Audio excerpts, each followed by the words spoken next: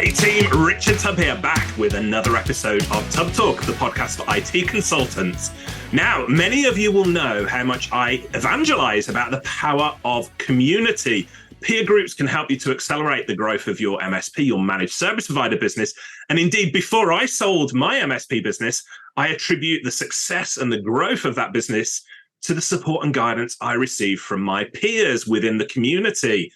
And when we talk about the managed service community, one man is synonymous with a community that has become what is, in my opinion, don't laugh here, Nigel, I'm doing a serious intro.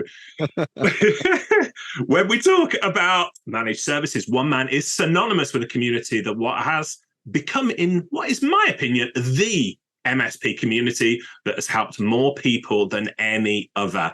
I'm talking, of course, about the Tech Tribe, and I'm joined today by the founder and the illustrious leader of the Tech Tribe, Nigel Moore. How you doing, mate? I'm trying to figure out how I'm going to live up to all of the hype now. So I'm sitting there going, "Oh crap! Now I've got to perform. Now I've got to live up to the whole everything you've just told about me." Well, you are an absolute legend in this industry, and I hope during our conversation, people are going to get to know you a little bit more, as well as, of course, about the Tech Tribe. Now, for anyone who isn't familiar with the Tech Tribe, it was way back in Tubb Talk episode 51.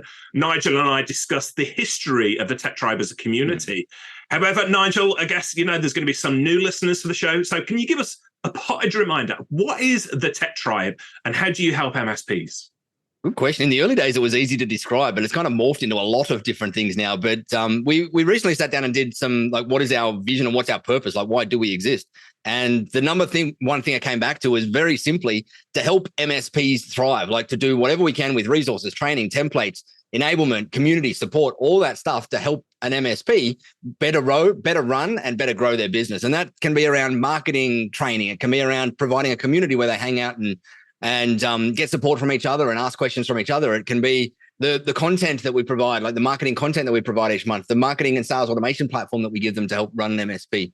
So there's lots and lots and lots of different parts, but essentially at its core, the whole thing is full of different ways that we can help MSPs get better at running their business and growing their business. Yeah. I want to give a little bit of history with our relationship as well, because I think, we've been friends for a long time now. Some people will know that we've got a long-standing relationships, but others won't. So I want to explain. So you reached out to me not long, I think, after you'd sold your MSP business. So what year was that? That was 2016? Probably reached out to you late 2017. I sold my business in 2016. Launched the Tech Tribe in January 2017. And I probably reached out to you late 2017, I think. You did. Early 2018, somewhere thereabouts. You pressed all the right buttons with me. Carl put me in touch with you, Mr. Palachuk, because I was traveling. I remember I was traveling to the UK and I posted a thing on my Facebook saying, "Hey, I'm traveling to the UK. Who should I go and hang out with?" And Carl said, "Oh, you got to go and meet Richard Tubb." And I'd been following your books and whatever for many years and went, awesome. Let me go and hunt him down and go and hang out. You did. And it was a little bit before that. I remember you saying to me, sold the MSP business. You were very complimentary. You said, followed your stuff on that, which was, absolutely great for my ego that somebody of your caliber had, read my blog and all the things. And you said, look, we're running this online community. Do you want to come and take a quick look?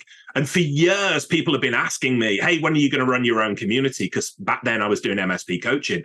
And I said, I'm not. It's bloody hard work. And as we will get into. I found out. As you found out, the hard way. And but you said, hey, do you want to come in and hang out in the community? And I did. And I said to you then, and again, I say it now, if I were to run a community, which I'm definitely not, it would look just like the Tech Tribe, but it is really hard work. And, so I was in the business with you and doing stuff in the UK, all sorts of things for a good few in-person meetups in the UK. In-person meetups and all the rest of it for a good few years before I stepped away. When was it? October of last year. So October. 2 years ago? 18 months ago? Yeah, October 22, I think it was, to concentrate on my own business. But so there's the potted history. We are friends. You are one of the people that I cite as the smartest, most successful person in the industry. And listeners can stop laughing. Listeners can already hear you're deeply uncomfortable being given compliments and that, but it is the God's honest truth. I've learned more from you than very few other people. You mentioned Carl Palachuk, our great friend there. yourself, Carl, and that I hold up as, just the epitome of what this industry is all about. So there's the history of it. I'm a massive fan of the Tech Tribe. Just before we came on air, we were saying the two communities that I say to MSPs when they were like, oh, I'll get involved in communities, where should I go? And I say, the absolute no-brainers, CompTIA and the Tech Tribe. And there's loads of communities out there, but for me, those are the two base communities that every MSP should be involved in. And then, of course, we've got other communities like HDG or ConnectWise Evolve, TruePeer, loads of ASCII, loads of other communities. So no knock on any of those, but the Tech Tribe for me is the foundation. If you want documentation, if you want templates, if you want advice, if you want support, Tech Tribe is the place to go. But the Tech Tribe, of course, is a paid community, albeit it's an absolute bargain, low cost. So I guess the question would be, for anybody who's unfamiliar with the Tech Tribe, why do you think folks pay to join the Tech Tribe and pay a monthly fee rather than use those free communities that are out there, such as, Reddit, Facebook, that type of thing? Yeah, good question. To speed things up. And also to, like you mentioned Reddit, and I don't like disparaging other places and platforms, but Reddit's got a bit of a lot of a reputation for being a challenging place to get good advice from. Let's leave it at that. It's the Wild West. It's the Wild West. It is the Wild West. And some of the stuff that I've been tagged on things on there over the years, and every time I get in there and get sucked into the vortex of Reddit, I feel sorry for the people that are getting advice from there and getting stuff from there, just because the advice is given from an anonymous perspective and an anonymous frame, and is often given out of ego or whatever it happens to be, and bullying happens in there and all sorts of stuff. So it's like we provide a space. Our community side of the Tech Tribe is where people pay to play, and typically in any pay to play thing where everybody has to show up as themselves, not as an anonymous guest in there or anonymous person. When people pay to play and show up as themselves, they tend to show up better. And obviously we've got some community guidelines and rules that help people figure out how to show up in the best way possible for themselves and for the benefit of the rest of the community.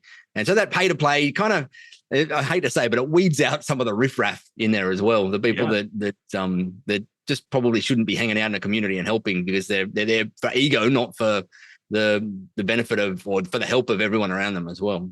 Yeah. So you've alluded there, actually, the different facets to the Tech Tribe. So the community is awesome. You go in there, and unlike Reddit, and I'll say it openly, like you go on Reddit and you ask a question, you're going to get 100 people tell you why you're an idiot and stuff like that, which is not cool. I've never hung out there. Some people swear by it, but for me, it's very feral and that type of thing. Yeah. So the Tech Tribe community, as I said, it's the community that I evangelize about the most. And it's because it's a nurturing community. It's very supportive. So the community aspect of it, the forums to speak of, absolutely brilliant. We talked about the in-person meetups, which are launched in the UK a few years ago and are going great. And you've got going all around the world that are open to anybody. They're not just open to Tech Tribe members. They're open to vendors. They're open to anybody within the managed service community, whether you're a Tech Tribe or not. More about that later. But yeah, the community side of things in the Tech Tribe, brilliant, supportive, but you've got so much more than that, haven't you? So tell us a little bit more. I alluded to like the documentation, the templates and things, but there's way more than that as well. So what's new? What have you added new to the Tech Tribe over the past few years? What have we added new? One of the biggest things we added was one of the biggest challenges, as you know, that every MSP faces is how the heck do I grow my business? They're always like, one of the biggest challenges is marketing and sales and how to do all that stuff. It's not marketing and sales language is not a language that us MSPs typically understand to get started with. And so over the last few years, we've been pretty heavily focused on delivering a lot of growth related stuff, like things that can help you get started in your marketing journey and in your sales journey, getting better at those things. And one of the things that we added in there was we always hear in these conversations around, hey, like I don't have a marketing automation tool or platform, and I can't build landing pages, and I don't have a sales CRM where I'm tracking all of my leads in the pipeline and all of that sort of stuff. And so I came across this awesome platform many, many years ago called High Level out there, which is a white labeled marketing and sales automation platform, plus a bunch of other stuff as well. And so when I first came across it, they didn't have a few key features that I wanted, like two-factor authentication. And I went, we're not going to roll it out just yet until they start to do that. And I pushed them for probably a good 18 months to roll out some of the features that I wanted before we did it. But then we They finally did, and then we flicked the switch and launched that out to our members as a free offering as part of their membership. And so now all of our members get access to a completely very featured, complete marketing and sales automation platform, and sales CRM and landing page builder and website builder and social media scheduler and all sorts of stuff in there that allows you to send emails and SMSs and track all your sales appointments and all sorts of stuff all in one platform. We call that Growably. And we fill it up with our own content of campaigns and landing pages and email campaigns and everything as well. So we can, from our perspective, we can click a couple of buttons and push all of that stuff out into all our members' stuff as well. So they can literally just start using them. And so that gets rid of those excuses that we're always hearing of, I don't have a automation tool. I don't know. I can't send emails. I don't have a prospecting list or anything. Like, we give it to everybody for free now, including some pretty darn awesome help desk support that I've had to invest into as well to build the team out to go and support that whole system as well. We've got about, I think we're 3,200 of our members are using that platform in some way, shape, or form at the moment. Some are just getting started. Some are using it like crazy in there. And so that's one of the big things. And as I said, because we're in that marketing and sales as one of our primary areas that we're helping focus on, there's a bunch of campaign style stuff that we give to our members. We offer marketing packs each month and an awesome printed newsletter service where they can click a button and every single month a brand new printed newsletter is created for them in print ready format with all the bleed lines and everything on it, and digital format ready to be sent to their printers or to their clients as well, that has all the stories written and all the articles done and everything for them. So there's a bunch of that sort of stuff that's marketing content out there designed for people that are doing nothing to get started, get up to layer one in your marketing journey. So that's a bit of it. But as you said, one of the other things we rolled out recently was we've started to roll out in-person events all around the world as well. On a monthly basis, the UK is where you kicked them off.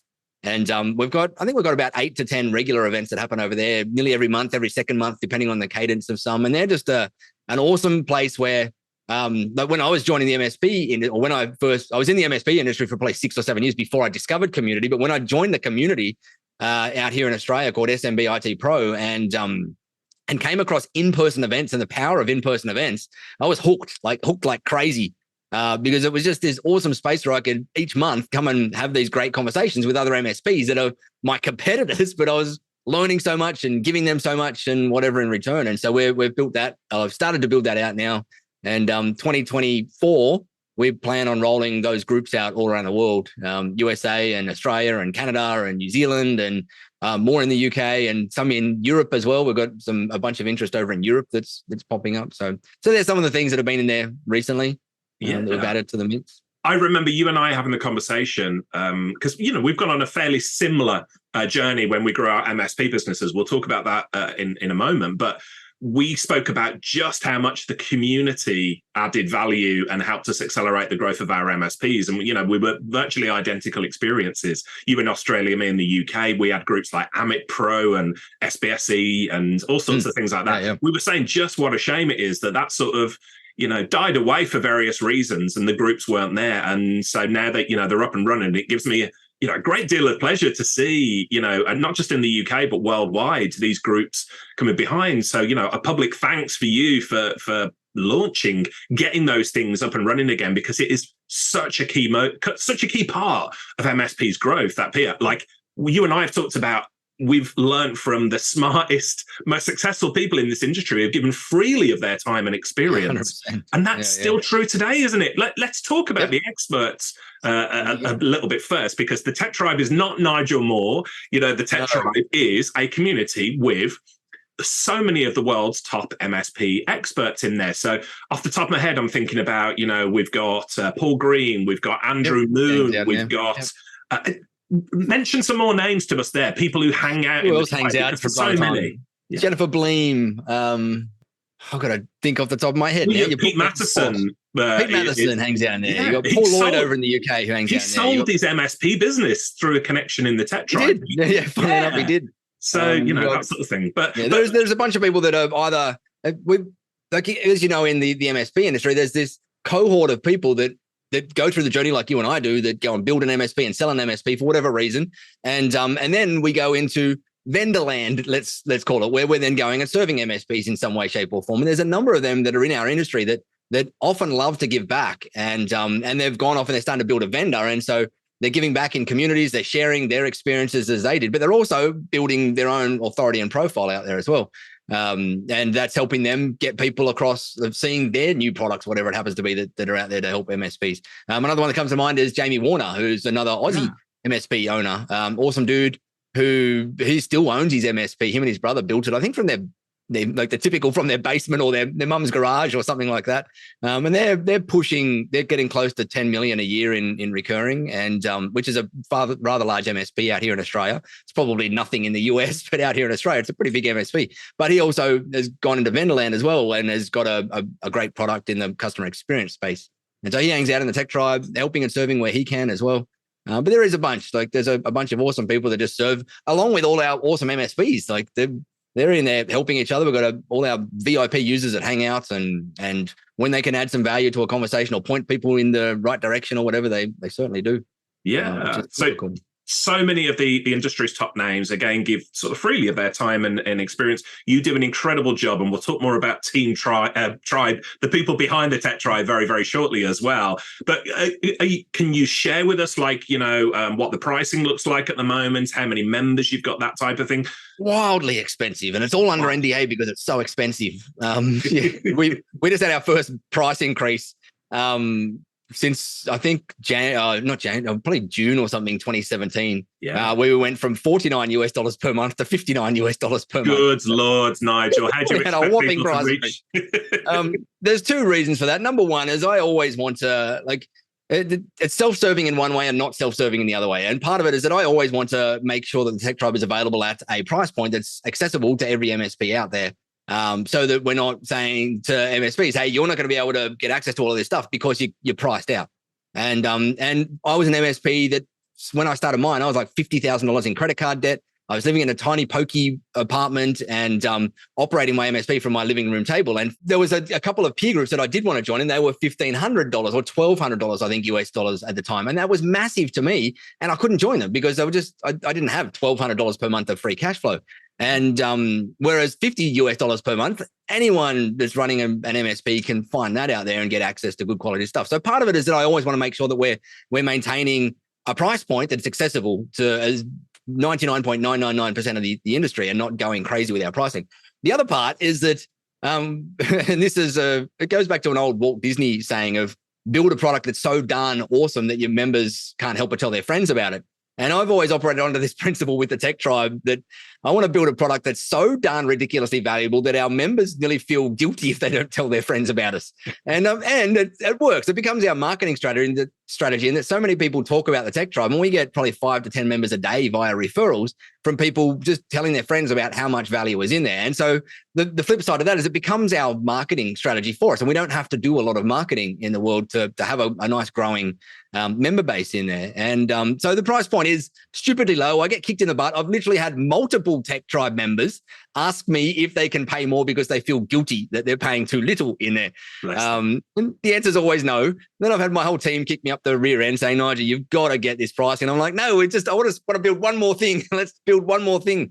But we finally did. We were going through a big back-end billing migration. So it made sense while we were doing the whole billing migration to type in a new figure in the pricing than the existing figure in there. So it went from $49 to $59 per month, or $590 per year in US dollars. And in terms of numbers, I haven't looked at them for a little bit because they've always just been going up. We have grown every single month since we started in January 2017. We have had a bigger month than the month previously in terms of member numbers. And I think we're somewhere between the 4,200 to 4,300-ish MSPs in there. And one of the things we give to all our members is the ability for them to add their entire team to the platform and the community and everything for free as well when they join.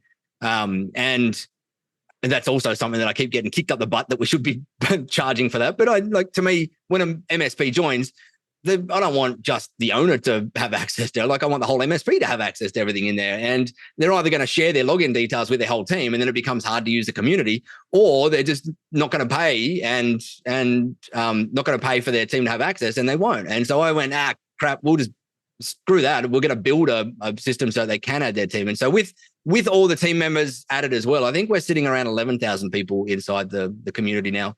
4,300 MSPs and all their teams in them. It's remarkable. So congratulations on the growth. You know, as I said, and again, for listeners listening to this, they're going to be like, this sounds too good to be true. It really isn't. It's one of those things, you know, it is an absolute no-brainer. I said, Tech Tribe CompTIA, whenever people come into this industry or discover community for the first time, I say, join these organizations because Get into a couple. Yeah, just absolutely, you know. A couple of grand a year in the baseline communities around the place. And that's a really good framework and baseline for nearly every MSP out there. And then, as you've probably heard me say, and I've probably said it on your podcast before, is that to me, community and programs and MSP learning and training and education and marketing and all that sort of stuff is an and conversation. It's not an or conversation. You shouldn't be, no MSP should be out there and going, I'm just going to pick this one and just learn and do everything that they say out there. Because what often happens is that I've seen a number of times is that you pick one that doesn't align with the way that you work, or that doesn't align with your personality type or your local area or your industry or that you serve or whatever it happens to be. And it becomes more of a pain point, and you don't get anything done because you're trying to follow just one myopic view of how the industry works. Whereas I'm one of these people that when I want to understand something, I want to go and understand the whole industry as much as I can. I'll go and join a ton of different programs and just extract all the bits and pieces that are relevant out of each one to me. And in the Tech Tribe, there's going to be a ton of stuff that some people are going to look at and go, that doesn't make sense to me. But this thing over in CompTIA that I learned and saw does make sense to me. So I'm going to go and use that. And that's my view on communities and programs, is it's really that and conversation. Go out and get yourself embedded in a few, not every single one. You're probably going overboard if you get embedded into every single one, but get in a couple and go out and just pull the best bits and pieces out of each of them to work with you, and that works for you in your business where you are at the moment, and your mindset and your personality type and whatever, and grab those bits and pieces that make sense and are relevant to your part of it or your phase of the journey that you're on. Yeah, absolutely. And for the benefit of listeners, we've already mentioned a ton of different great communities out there. HTG, TruePeer, you know, there's no competitors. It's not a zero-sum game, this thing isn't. There's just so much out there. So for the benefit of listeners, we've put together a list of all of the MSP peer groups, user groups, communities that we can find, and we'll include those in the show notes, but they're across at tubblog.co.uk. But let's rewind a little bit. You sold your MSP business, as we talked about, 2016, I think it was. Yes. Before you sold, did you have any plans to run a community like the Tech Tribe? Where did the genesis of the Tech Tribe come from? Yeah, 100%. I actually started my first community probably even longer. Would have been 2 and a bit years, over 2 years before I sold my MSP. I started a community.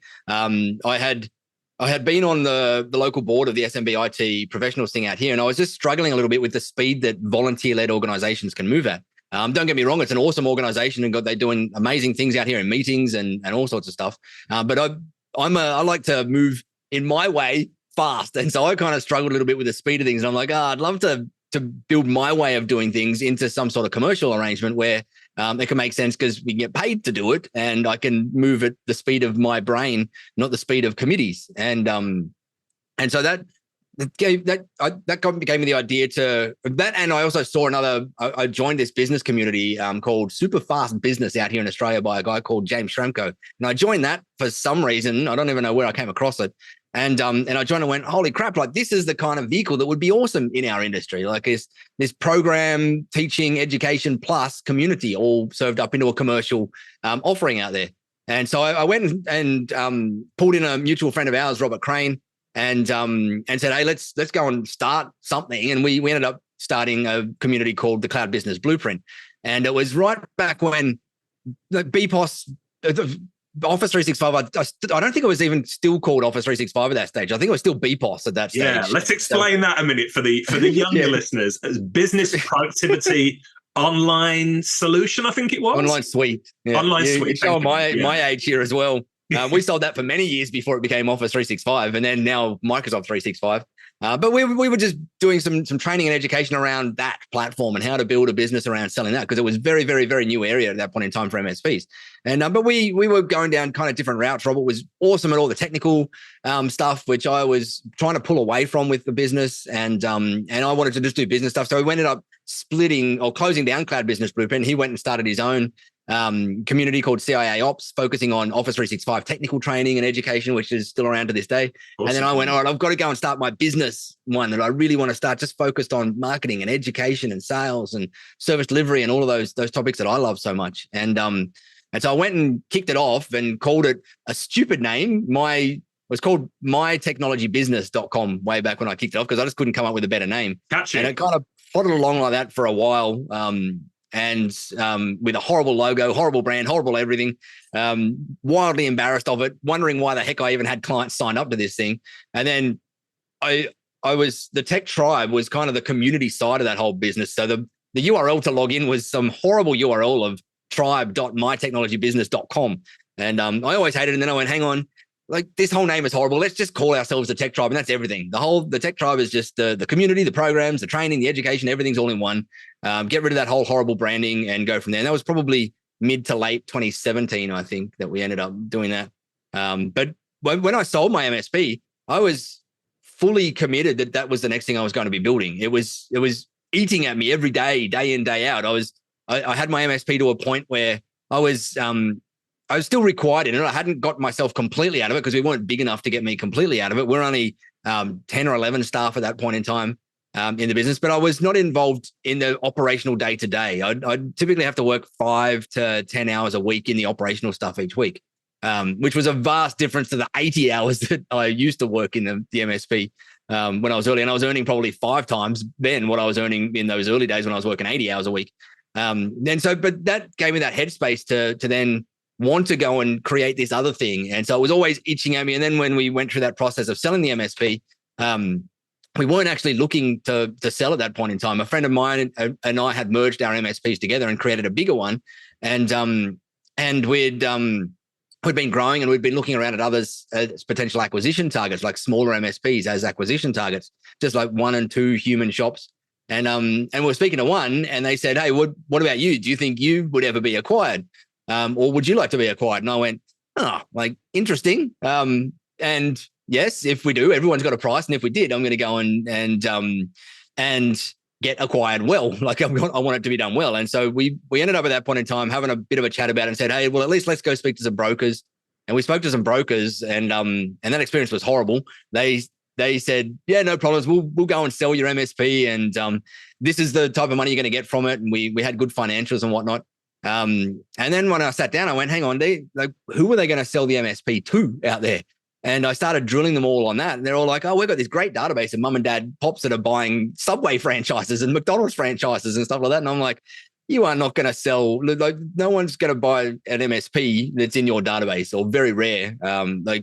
So then I went out and just ran my own campaign for probably a couple of months, where I ran this anonymous campaign out to 300 thereabouts MSPs in Australia that were all at the top of the game, like people that had won all the industry awards and everything, and did this anonymous campaign saying, hey, there's an MSP for sale, are you interested? And we ended up getting a bunch of interest through that, and through this whole crazy process got it down to an awesome offer for what we were at the time. I was just excited at that point in time to go and throw all my energy and effort into creating the Tech Tribe, or back then my technology business. And so we ended up getting an awesome offer and negotiating it. And I was able to step away from that pretty fast and dive straight into creating the Tech Tribe. And that's where it all kicked off. And then went all in on being able to create that, and loved the crap out of it and hated the crap out of the first years as well, where we're trying to figure out how the heck to make money and how to get clients and all that sort of stuff, and hated it because I was wildly embarrassed with what we were selling as well. I was out there going, oh, like, it's okay, but it's still crap. Like, it needs so much more. But through the journey of my own inner work over the years, and just a lot of work from the team as well, we've got it to the point where I'm actually proud of what we've built now. And it is an awesome program, and well worth, like, I'm the first person to tell you when my stuff is not worth money, but this is well worth the money now. And it's taken me a long time to reconcile that fact to myself. But it is now, and I'm proud of where we got, but I'm also excited about all the stuff we can keep building in the future. Yeah. We've got loads more on the way now, and the vision just keeps expanding as the opportunity in front of us expands. I'm going to share an insight. You and I have been friends for a number of years now, and we talk about personal development, mental health, all sorts of things. And I've worked very closely with you for a long period of time. before I met you, I used to have, and many listeners might empathize with this. I used to have a horrible self-depreciating language. I'd say, "Oh, I'm a lazy person," and what I actually mean by that, Nigel, is as we've learned out, I look to do things in the most efficient way. I work smart, not hard, and things like that. And so, a mentor of mine years ago said to me, "Richard, your lazy is other people's highly productive," and I took that as a compliment and laughed. And I thought, so I changed that language about myself. When I met you and when I started working with you, my friend, I have never come across anybody who has got such high standards. So when you say things like, "Oh, it was crap and I want to get it to," like, it was the best in the industry at that time. And I know you're probably going to disagree with me because you saw the vision for where you wanted it to go and to be. But holy crap, when I started working with you, I've never come across somebody who's worked so hard, never come across somebody who's got such high standards. So you love this stuff, you throw yourself into it, and I think the results are there for everybody to see. But and I think listeners might hear, you and I get together in a room, we talk really fast, we run, synapses are flying, burning out, running through ideas, going through things really, really quickly. But for the benefit of listeners, what advice would you give to listeners on running a successful 6, 7, 8-figure IT business in MSP without having to work like a dog for 50, 60, 70 plus hours a week? Yeah, good and big question. For context, I've never run an 8-figure business, so I can't comment on the 8-figure level, but we're multi 7 figures in the current business. And it's it's a crazy journey as you go through that, right? Like, it's very challenging. And there's loads of different things that you should be working on to get to that level. And it all comes down to, a lot of it comes down to where you are right now and what's your biggest challenge in front of you. But one of the things, I think I probably learned the concept from Dan Sullivan, I think, who's an awesome coach that runs, what's his business? Strategic Coach out there. I've got a number of his books sitting there. He's an awesome, yeah.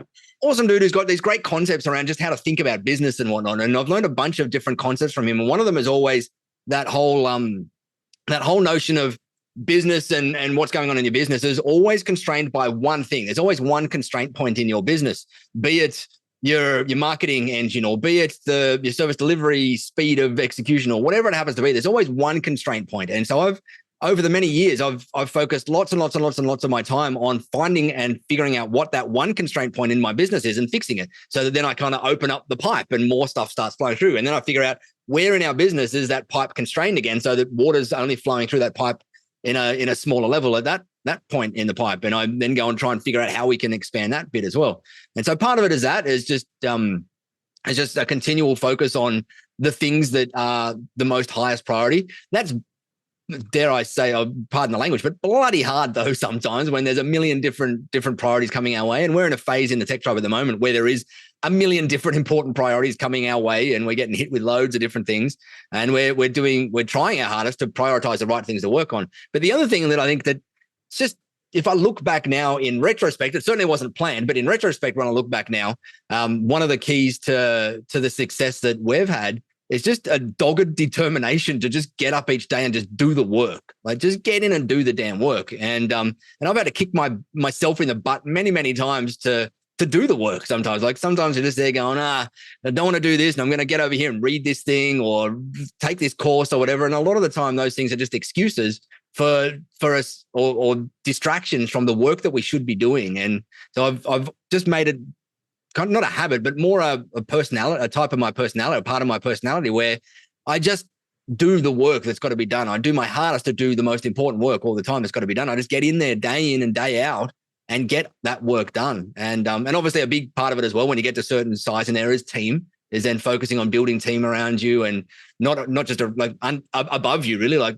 to me, the CEO's role as you grow a bigger business is sitting underneath everybody and there to serve and support the team that sits above them. Not the other way around, like a traditional org chart where everybody's underneath the CEO. And so I think the last couple of years is in my business, and even in my MSP, the last couple of years in that was me going through that transition as the technician-led business owner who's doing all the work to the CEO who's hiring the people that are doing the work in there and giving them the best chance to do their best work and giving them the right frameworks to do their best work in there. And I've been through that journey in my MSP, and I'm in that journey in the Tech Tribe as well. It's just a different set of challenges as you go through that phase in different businesses. I'm getting through it faster in the Tech Tribe, and I got through it faster in the Tech Tribe than I did in my MSP because I learned lots of lessons from the MSP side of things. But it always exists, and it's like, as I said, that team is such an important part of as getting there. Is just focusing on them, making sure that they've got the right everything they have to succeed, starting right at the very beginning with their job descriptions. Like, it really starts with their job descriptions. What are you putting in there, and what are the outcomes, not just the tasks they got to do, but what are the outcomes that they need to achieve in what their job is, and then working back from there and figuring out how all the pieces work from there. Yeah. And there's a few ways. There's a million other different things that, to me, there's no one or two things that stand out from the crowd as these were the things that are successful in business. It's a lot of different things, doing them consistently, doing them well, and doing them over long periods of time. Like, that compounding effect of all the work adds up over time as well. But at its core, everything that I've always done has always been the service of creating a product that's so darn valuable that our customers can't help but tell their friends about us. And the whole lot links back to that. Everything we try and do is its service of that, of trying to make our MSPs thrive, which is our mission. And if you bring it all back to what your mission is, then it helps you have that kind of that focus on what you really should be focusing on at each point in time. And sometimes when we get distracted by the latest PSA or RMM tools and all that sort of stuff, we can come back to that North Star of, hey, what really is our mission here? Is it to try and improve our PSA by swapping from one to the other and maybe getting a 2% increase in efficiency? Or is it spending that time figuring out how our clients can get a 20% increase in their efficiency out there, and then in turn are going to start talking more and more about us? And often the answer is the second one in there, but often us in the MSP, when we've got our MSP hats on, we go for the first option in there because it's the easier, faster, simpler, not challenging option for us all in there. Yeah, great advice. And let's continue to pull the curtain back a little bit. Let's give listeners a peek behind the scenes. Apart from yourself, then, who's in Team Tribe at the moment? Who makes up Team Tribe? Good question. We just had our first ever team retreat over in Kuala Lumpur 3 or 4 weeks ago. I flew the whole team across to Kuala Lumpur, and we all hung out. There was 11 of us there. And it was, we're what are we, 5 or 6 full-timers and 5 part-timers in the business. And we got people like the person that's been with us the longest is our legendary Fatima, who runs behind the scenes. You don't see her in the community, or very rarely doing anything, because she's behind the scenes just making sure everything's happening. All our admin is looked after, and my email crazy inbox is looked after, and calendaring and all that sort of stuff is looked after. And then we've got a bunch of other people in there that do all sorts of different things. We've got a couple of developers on the team that look after the crazy and wrangle the crazy platform that we've got. We've got a couple of help desk people that deal with all our Globally, like that sales and marketing automation platform questions. We get, I'm going to say 10 to 20, maybe some days 30 help desk tickets a day from people just wanting to use different things or struggling with how to figure out how to do this or whatever it happens to be. So we've got our help desk people that deal with all that. We've got some people that help us out with, we've got our tech people that help out. Like, I finally took my hands off the tech tools to deal with our own platform stuff. We've got an awesome dude, Vinit, who looks after all of our platform and hosting infrastructure and all the security and everything with that. And then we've got Dan, who looks after all our own internal IT from an MSP perspective. So I finally took my hands out of those fingers, or took my fingers out of those pies as well. We've got some accounts help in there, of course. And then we've got just a bunch of contractors that just do different bits and pieces. We've got people like Mark Copeman, who does website reviews for each month. We've got a bunch of different people around the place that help out in different ways, shapes and forms. Marketing people that can help out with some marketing. We've got Andrea on the team, who recently joined us, who's helping out she's in the role of head of member success, and her whole goal and outcome of her work is to help our members grow their businesses. She comes from a background of MSP marketing and knows a lot about that. And the last 6 months she's been today was her 6-month review, funnily enough. And she's been spending the last 6 months just trying to get a lay of the land and work out how everything works and work on some things. And we've gone through an incredible amount of back end stuff in that last 6 months, getting her up to speed and whatnot. And now I'm excited for the next year of the work that she's going to be working on, which is going to be helping our members grow their MSPs, like dealing with that biggest challenge that we've got out there. or that MSPs have out there. So it seems pretty much that a bunch of people all around the world. You've built just this incredible team as well. And again, I speak from experience, having been a part of a team tribe in the past before I stepped away to focus on my own business and stuff. But what would you say is the secret to building a great team culture, as you clearly have within Team Tribe? So tell us, the MSPs listening, how'd you build? I'm still learning. Yeah, still learning. You and me both, but you have learned a lot. Some of the things that I always default to are things like transparency and trust, and they might sound like very vague, up in the sky, kind of airy fairy things, but I work incredibly hard to be very transparent with my team and very and trying my hardest to make sure that they can trust me to be there, to look out for them, to tell them how it is, to give them the right stuff they need and whatnot. And then giving them, spending time with them. I spend time with all of my team all the time, very regularly, even though we're a remote team with time zones all around the world, which drives me badonkadonk with trying to get on team calls and whatnot. I still spend an incredible amount of time each week with my team, just helping them whenever they need help doing something and making sure that they've got access to everything they need to be able to be happy in their role and successful in their role. To me, I don't want anybody ever working for me that doesn't enjoy what they do. Like we're in a society where a job is very important to pretty much 99.9% of society out there. To be able to survive in our economy. And so I want to be able to have my business as a place where people can turn up and they enjoy going to their job. There's probably 80 or 90% of people in the world that don't enjoy going to the job that they have to go to every day. And I don't want that to be in our business. So I try my hardest to make it so that it's fun. And we're a business and we've got clients, we've got lots of clients. And that means that sometimes it can be stressful and sometimes we break things and sometimes people get angry at us. And we have all of those things in our business. We're not immune to it. And we have people that want to abuse us and we have people that do all sorts of stuff. But I try to make the culture and the environment is that, hey, it's going to happen to us. We're going to make mistakes. We're going to have people annoyed with us. And let's at least we've got each other to hang out and support each other as we go through those crazy times. We can laugh about the crazy situations and we can know that if we're going to make a mistake, the company's like, I'm not going to get on the phone screaming down the Zoom microphone at them because they made a mistake. Like we all make mistakes, me probably the most of all, because I do a lot of things. And our culture is very built around, hey, make a mistake once, no problems. Every time we make a mistake the first time, it's a lesson for us. And we then try to codify those lessons into SOPs in our business so that we don't make the same mistake a second time. Because the ruling in the business is you make a mistake once, it's a lesson. You make the mistake twice and it's a choice. And choices are the things that have consequences in there. And luckily, it's very, very, very rare that we'll make the same mistake twice in the business. We're pretty good at figuring out what the root cause was at a mistake and coming up with either an SOP or fixing something or doing something to make sure that we don't make that mistake again in the future. Just because it's not fun making the same mistake twice either, right? Like it's pretty demoralizing if you're out there making the same mistake all the time because as a business, we're not learning it. So we try to work hard at learning from our mistakes and getting better at things and experimenting and trying different things and seeing what works and what doesn't. We've got a bit of a culture of experimentation in a lot of things, of just trying something out and having some variables to figure out whether that was successful or whether it was not. And if it's not, then no point continuing down that route with that thing. Let's move across our energy to something else. Yeah. Because I think our whole team is, we're still in the process of it, just building this engine and this team of people. This whole purpose is whatever we do is to help MSPs better grow and run their business.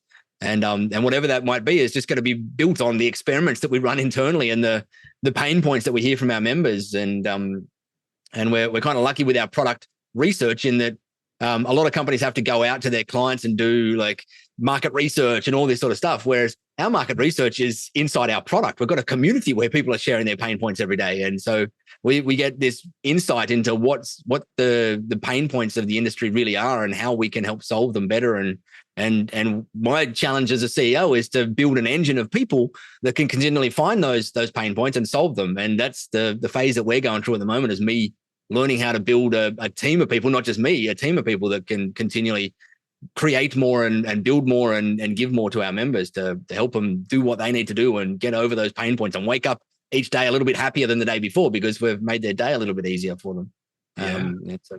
Anyway, that's it. not much. There's nothing special in there again. Like, it's just getting in each day and doing the work and having fun along the way, and trying to maintain some sense of normalcy in a crazy world out there.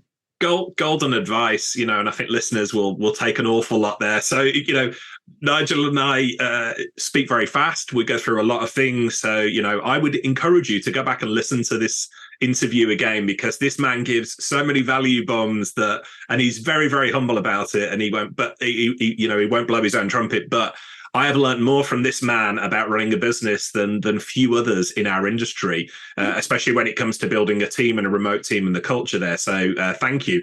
Let's talk about difficult conversations for a moment. So you and I think it's fair to say, have both got a good-sized ego, as so many people in this industry have. When we were working together, obviously there was occasions, even though I would consider you a very close friend, and hopefully vice versa. But we've clashed before on things as Fred. But because of our friendship, we had difficult conversations. And one of the things I learned from you was about having difficult conversations, about being upfront and honest, about transparency. How do you tackle, let me rephrase that for the benefit of our listeners, many of whom are techie geeks like us, and that means they might be slightly more conservative and not like conflict. I'm certainly like that. I think you're probably the same as well 100%. As a personality. Yeah. How do you tackle difficult conversations? That's a deep question, and it's something that I am always trying to work on to get better on, because I've got this belief that I was not born with this belief. I've learned it over the years that that the power, or not, it's not even a belief. It's my kind of the way I see the world to be true now, is that there is so much power in professional discourse of differing opinions out there in being able to do and create good things. And I'm in the early years, like when I say the early years, probably in the first decade of me being in business, I did every single possible thing I ever could in the history of the world to avoid conflict. I just thought conflict was bad. Conflict equals bad. Until I realized that conflict can equal good if it's got the right space and the trust and the respect amongst the people that are having the conflict to be able to discuss things appropriately, to perhaps see if one person can shift their mindset to the other side, or the other side can shift their mindset to the other side, or they can find a spot to meet in the middle. And so over the years, even in my MSP, I remember going through this challenge where at one particular point, we had some staff issues going on in the business, and they were blowing up in conflict. And I could have, all I wanted to do was just sit back and go, I don't want to deal with this issue. But I knew that the only way to get through it was to bring it to a point and get them together in a room. And I got the team together in a room and let everybody have it out in a safe space where I was there to pull them in when they were getting personal with things. And out of those, there was a couple of times when those situations happened, but out of them, great relationships were formed between the people that were having the conflict. And that's when I first saw that conflict can be a very, very, very powerful thing when you have got the space and the people around you to move through it professionally and not turn it personal. The minute things turn personal is horrible, but the minute you can say, hey, you can dive into a tough situation or a tough scenario and look at it from a facts and figures perspective and not bring emotion into it, is really the state that you can get into. That a business is in a high functioning state then, when they can talk about the bad stuff comfortably and respectfully and honestly and with full trust of each other, knowing that it's not going to turn into a personal attack or an ego war or whatever it happens to be. And so I was lucky that I learned, I don't even know where I learned it from, but many years ago, of the power of that. And I try my hardest to, when something needs to be talked about, I try my hardest nowadays to bring it up in as safe a way as possible so that the conversation can be had. And that even extends inside our Tech Tribe community. I think you mentioned that we allow vendors inside our community. So we've got MSPs inside the community, and we allow vendors inside the community. And I've been kicked up the butt a couple of times over the years of, hey, a community should only be an MSP community. And my philosophy on that is that we're an industry made up of vendors and MSPs in there. We're not an industry made up of just the MSPs or just the vendors. We both need to exist in unison. And having been on both sides of the equation, I understand how each side is so darn important. And so the Tech Tribe is a a vendor and MSP community, because we're an MSP community, like an industry community. We're there to serve the industry as a whole, and the industry as a whole will not get better if MSPs and vendors are fighting each other and going head to head all the time. They need to learn to get along, and so we work hard and we get kicked up the butt a fair bit of how to make the Tech Tribe community be a safe space where vendors and MSPs can both hang out in the same space. And some vendors abuse it, and it becomes hard on us to try and moderate around that stuff and try and find the right guidelines for how much conversation vendors can have in the community without turning it into a pitch zone. But to me, it's wildly important that we do have that space where professional discourse between MSPs and vendors can happen, because that's where growth happens. Growth happens when someone brings up a tough topic and someone else knows that they're in a safe space to be able to respond appropriately rather than feeling attacked. And that's been a big part of why I've positioned the community like that, is for the industry to have a space where MSPs and vendors can hang out in a space where the vendors aren't going to be vendor. What's the term that the industry uses? Vendor bashed out there. Yeah. We've got some pretty strict rules around vendor bashing, and but that's not to say an MSP can't share their experiences and their bad experiences in there in the right way. And the vendors have got the space to be able to go back and respond if they need to, or learn from the interaction and whatnot in there as well.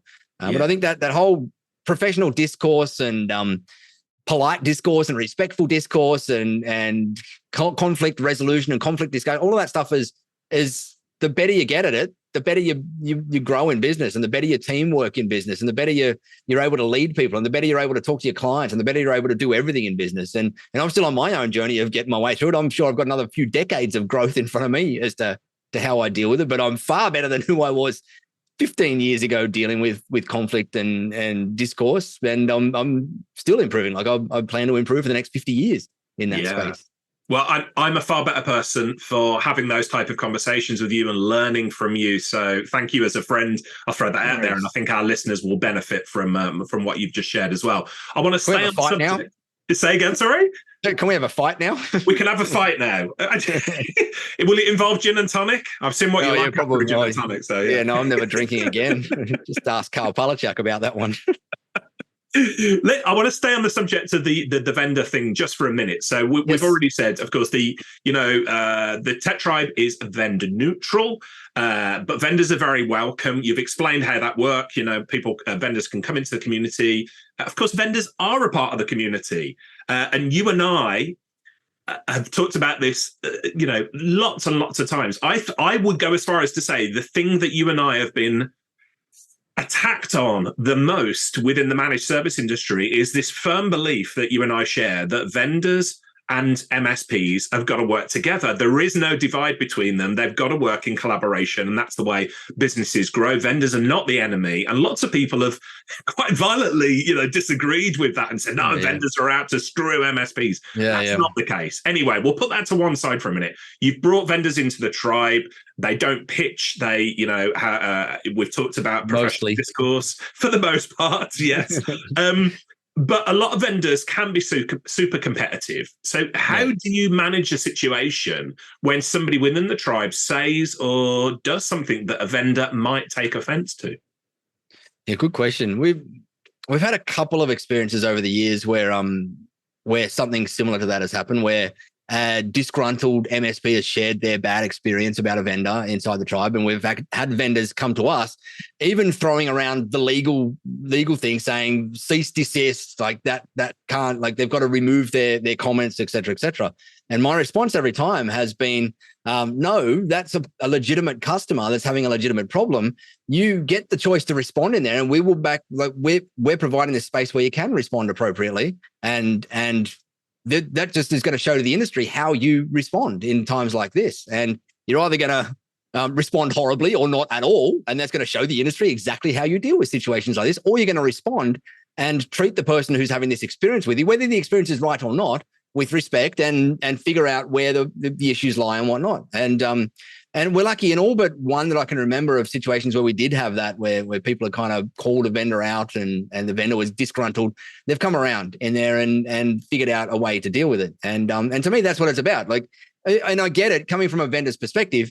If you're not used to being in a space where And if you're used to being on some of those other platforms we spoke about before, where vendors are not going to be backed up at all, nor will MSPs to that matter, and they're just going to be vendor bashed and berated in there, then they're kind of used to that being the norm. And when you come into ours, that's not going to be the norm. Sure, someone can share an experience, but you can't go in there and unnecessarily bash a vendor and say, hey, this vendor X, Y, and Z is crap, with no explanation. That's just like, we've had a couple of those posts happen over the years, and our standard rule was we just hide it. We say, we moderate it, we put a note in there saying this post was hidden because it just provided no value to the conversation. You're vendor bashing. If you want to do that, go somewhere else and do it. Or if you want to add to this conversation, bring something legitimate to add to the conversation, be it some help to the conversation, or some story that you want to share, or perhaps some advice to that particular vendor of how they can go and solve whatever challenge that made you not enjoy working with them at the moment. But don't bring that whole just crap of vendor A is crap, and that's it in there. Yes, there is vendors in our industry. We all know that their intentions can be questioned, and we know that they often, there's some out there that don't have the MSP really at their thing, and they're often bigger ones. They've got probably private equity breathing down their necks and whatnot, and they've got whatever the CEOs that the private equity is putting in that's running the play. And sure, there's vendors out there that are doing the industry a disservice to a degree, but there's still even ways to deal with that in respectful ways. And so I think whenever we spot stuff, our goal is always to just try our hardest. And we're lucky it doesn't happen too much, but our goal is to try our hardest to make sure that any conversation that's rough and potentially negative does happen, but in a place where it's got some boundaries around how to happen, and it just doesn't turn into a crazy flaming war like some of those other things do. And as I said, I think as we spoke about at the beginning, a big part of that just comes from the community being a pay to play place, in that people turn up on a little bit better behavior when they're paying for a product than they do when it's free out there. And that tends to show up in there, which is awesome. Yeah. Well, I think you balance a really good line between, that vendor neutral focus that you've got there, allowing MSPs to have their community and speak, but realizing that vendors are a part of this ecosystem. They are a part of this community. They're a big, important part, and they've got a lot of value to give. So thank you for the work that you do to encourage. Let's finish the vendor conversation on a real positive note as well. Take your Tech Tribe baseball cap off for a minute, Nigel. I'm speaking to you not as the illustrious leader of the Tech Tribe, but as an industry expert. I know you are a student of the managed service game as well.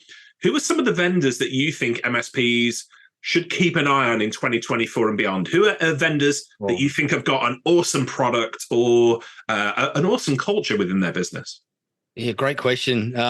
But I'm going to answer that with, it's hard for me to pick specific vendors and more probably to say categories to keep an eye on, because for me, with vendors, and this is my stance with vendors all the time, as I know that when I, like the position that I sit in, my voice can often hold a lot of weight as to what people listen to. And I don't want to, I also know that the stance that we've always had with vendors is that one person's favorite vendor is always another person's most hated vendor in there as well, for whatever reasons. That's irrespective of the quality the vendor provides. And that even comes down to us. Like, I'm sure that there's tons of people that love the Tech Tribe, but there's also a bunch of people out there that absolutely hate the Tech Tribe for whatever reason. And so I try to, it's hard for me to point to specific vendors, but some of the categories that I will point at is that vendors, or that the MSP should absolutely be keeping an eye on is number one, customer experience category, like that CX category that's got a couple of awesome players in it, that's focusing less on ticket management and all of that sort of stuff, and focusing more on crafting an amazing experience for the end users of the MSP in there, and bringing all of the experience to a much higher level than phone and email based tickets in there. So that whole customer experience category is one I would be absolutely making sure I got my eyes on.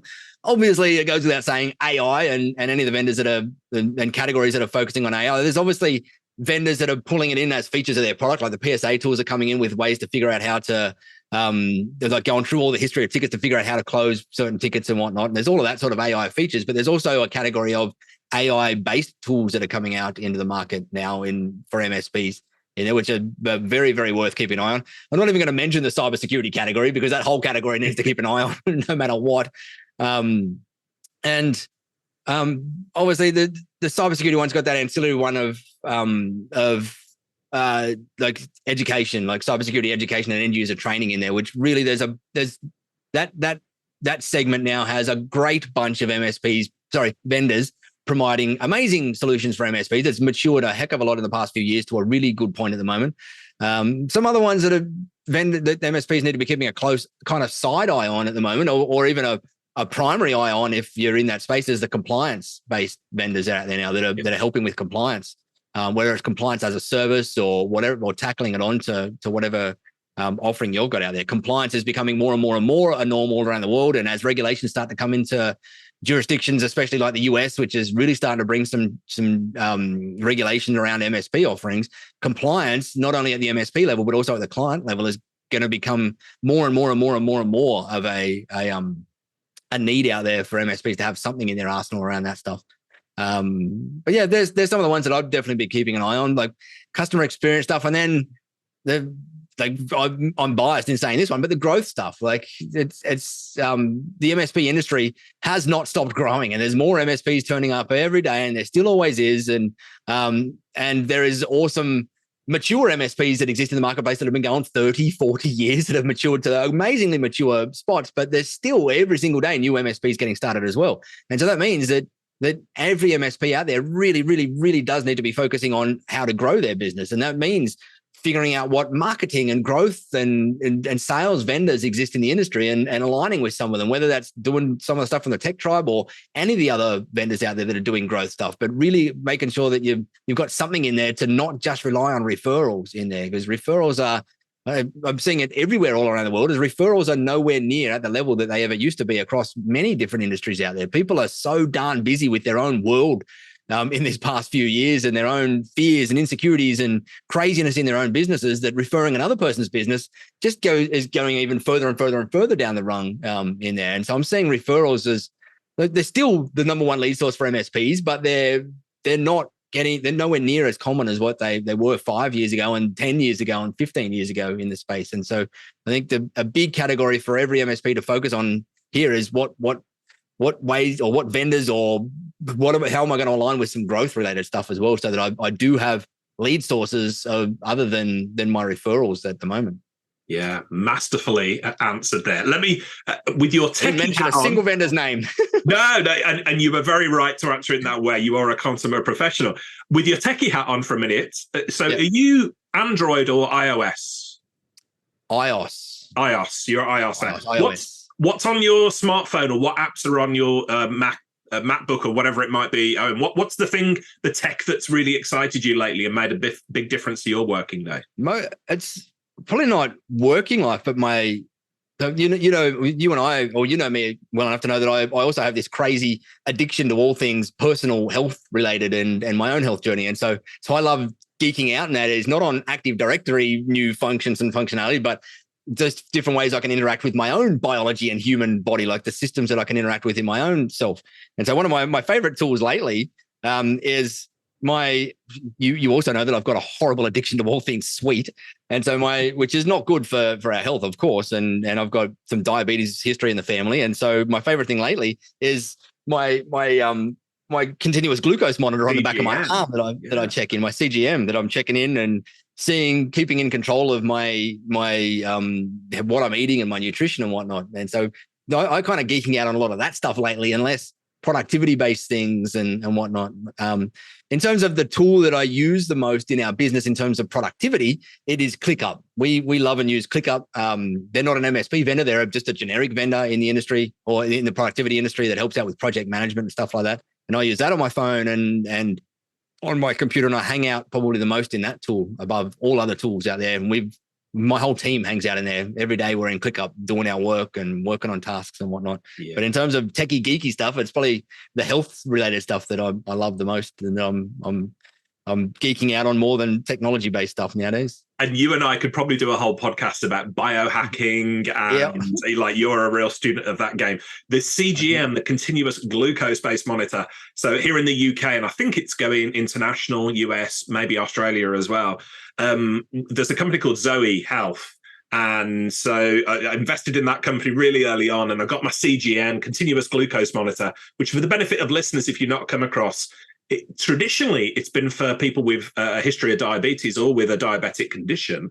But nowadays, like you can actually get them, it goes into your arm, it sits there and it monitors via Bluetooth for, I think probably for it can go up to maybe a month, 2 weeks to a month at a time, can't it? Mine's 14 days, the model. Yeah, 14 days, your blood glucose, your blood levels, all of those sort of things and that. So I've been using one via Zoe as well, and it's really revealed a lot of stuff. Yep. You and I were texting, and I was saying, like, I used to eat porridge oats with a banana, and was like, oh, no, that really spikes. Where do you see the insulin spike that does to you? Yeah, so we could do a whole episode maybe about biohacking and stuff in the future. If there's the managed services of the body, the proactive. If there's enough interest from our listeners, we'll get Nigel and I, and we will just waffle on about all that sort of Don't get me started on that topic. I can go deeper on that one nowadays than I can on MSP stuff, I think. You and me both.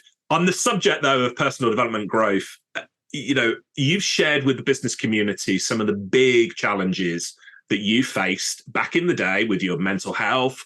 You've talked openly about alcohol, substance abuse, that type of thing back in the day. I never knew that, Nigel. I was never friends with him back then when that Nigel was around. Lucky. So I find it actually quite hard as a friend, I'll tell you, to reconcile with the man I now know. I think it speaks really highly to your personal growth. You're taking ownership and that. But for the benefit of listeners, can you give us some background, to Nigel back in the day as a managed service provider? And also tell me, was there a turning point for you where you just said, this has got to stop and I've got to go in a different direction? Yeah, for sure. I went through I think we all do. And so I'm not going to single myself out as being a woe is me kind of thing, but I went through my own version of hell. And it was hell relatively to me. And it was probably in the late 2000s.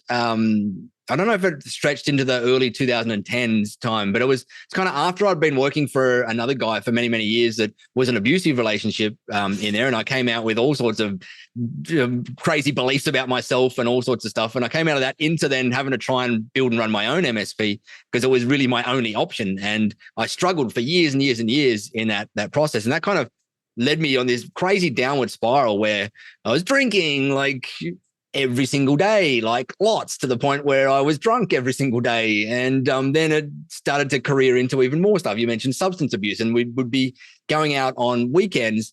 Just my whole thing was I just had to spend every waking moment that I could when I wasn't sat at my desk escaping the reality of sitting at my desk, of the next time I was sitting at my desk. And so that went into crazy things where I even ended up on hospital beds, overdosing twice.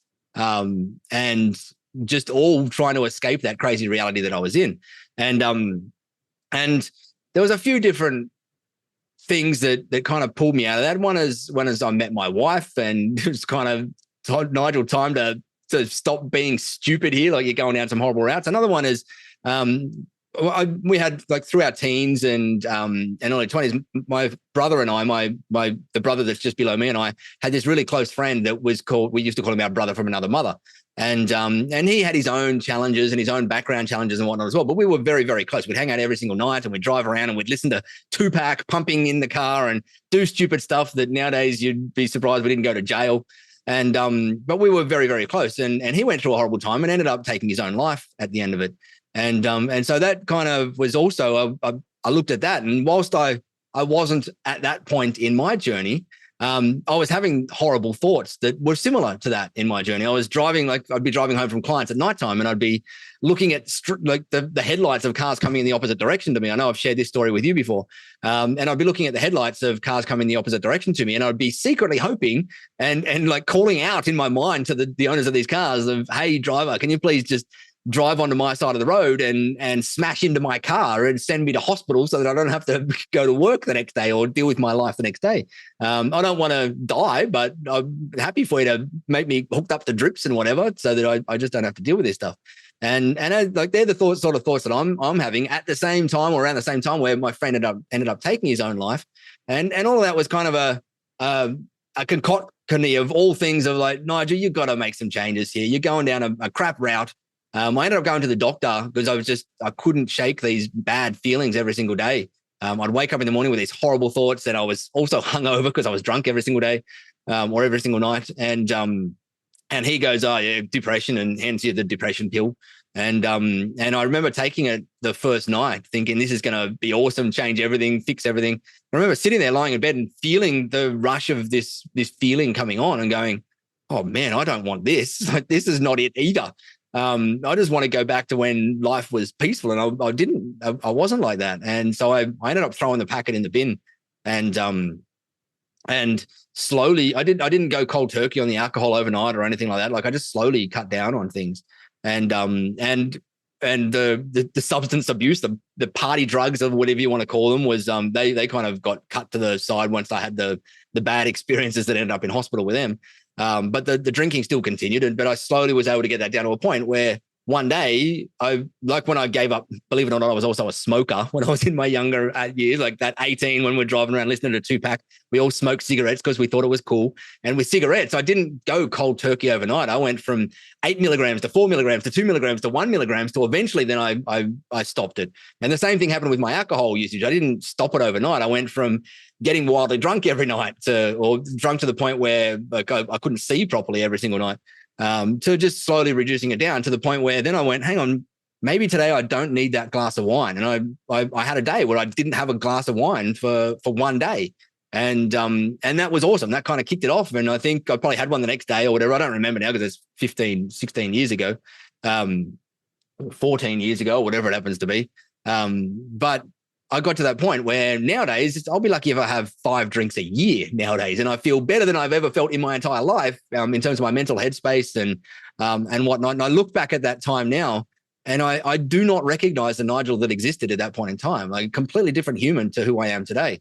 But I'm damn grateful that Nigel went through all that crap, because he wouldn't have made the decisions that led me to being able to do what I do today in there. And he pulled me out of that crap, not me today. I didn't pull myself out of it. Like, he pulled himself out of it. And so I got an immense amount of gratitude for going through that horrible time. And a part of what we do in the Tech Tribe a part of the reason that I do the Tech Tribe and not some other business that I could probably make twice or 3 times the amount of money in, is that I know that so much of our industry does battle with mental health challenges. It's a rough, tough industry out there. And if we can help one person get through their challenging time a little bit better and a little bit happier, we've won, right? And the reality is that we've helped lots and lots of people get through their days a little bit better by giving them that space and the support and whatever it happens to be around them to be able to go through it. And I'm lucky that I went through it, because I can now share my experiences of going through it. And I know there's people that have gone through it 10 times worse than what I've gone through, and there's people that are going through it 10 times easier than what I'm going through. It's all relative to our own journey. It's not, you can't compare yourself to other people out there. It's just got to compare our version of hell to where we were and where we're going, and do what we can to move out of it. And yeah, so that's a bit of the insight into the craziness of my journey. And but as I said, we've all got our own story there. Every one of us does. I know you do have your own story there. That's as deep and as crazy and horrible and sad and full of gratitude and inspiration all at the same time in there. Yeah. Well, thank you for sharing, my friend. Appreciate that. And I know, listeners, we will say openly, if you are going through something at the moment, whatever it might be, don't diminish it. It is your experience. It's all relative for everyone. But just realize you are not alone. Now, when I say you are not alone, you are absolutely not. Some of the work that you do within the Tech Tribe, Nigel, you and I have spoken to people within the industry who, at the end of their tether, in a really bad place. And, the tribe as a community and yourself personally, you've gone out of your way to help them. I will speak again openly here. I've been fairly open about my challenges with mental health, some of it really serious at times. You've been with me as a friend through some of the times when I've been at my best, but also you've experienced me when I'm absolutely at my worst. And it doesn't diminish who you are as a person. It's just something you're going through, and you can get through the other side. So, thank you for sharing so openly. I guess for the benefit of anybody who's feeling, hey, things are getting on top of me at the moment, or I need to seek out help, what advice would you give to them in the first instance? Ask. There's a bunch of different things that when I look back in retrospect, for me, were helpful. They may not be helpful to others, but these are the things that helped me. Number one was getting around groups of people that inspired me, doing whatever I could to get around groups of people that inspired me. I grew up in some some groups that were probably not inspiring groups that we would have been around and whatever. And so getting around good people, having people that you can speak to out in there. And even if that's just like, us guys, we don't like speaking and sharing our challenges with each other. We often don't. Like, that stigma has drastically changed in the past 5 years, which is awesome. But we don't like speaking it. And so sometimes it's, even online, you've got these awesome, you probably know the names of some of them. I think, is it Better Health or Betterment or something? There's like online therapy-based things where you can jump online now and be connected to a therapist in like minutes for a paper thing. And so there's these sort of things that are tools that are available to you when you are challenged, where you've got someone, or you're going through this crazy challenging time and you don't know who to speak to.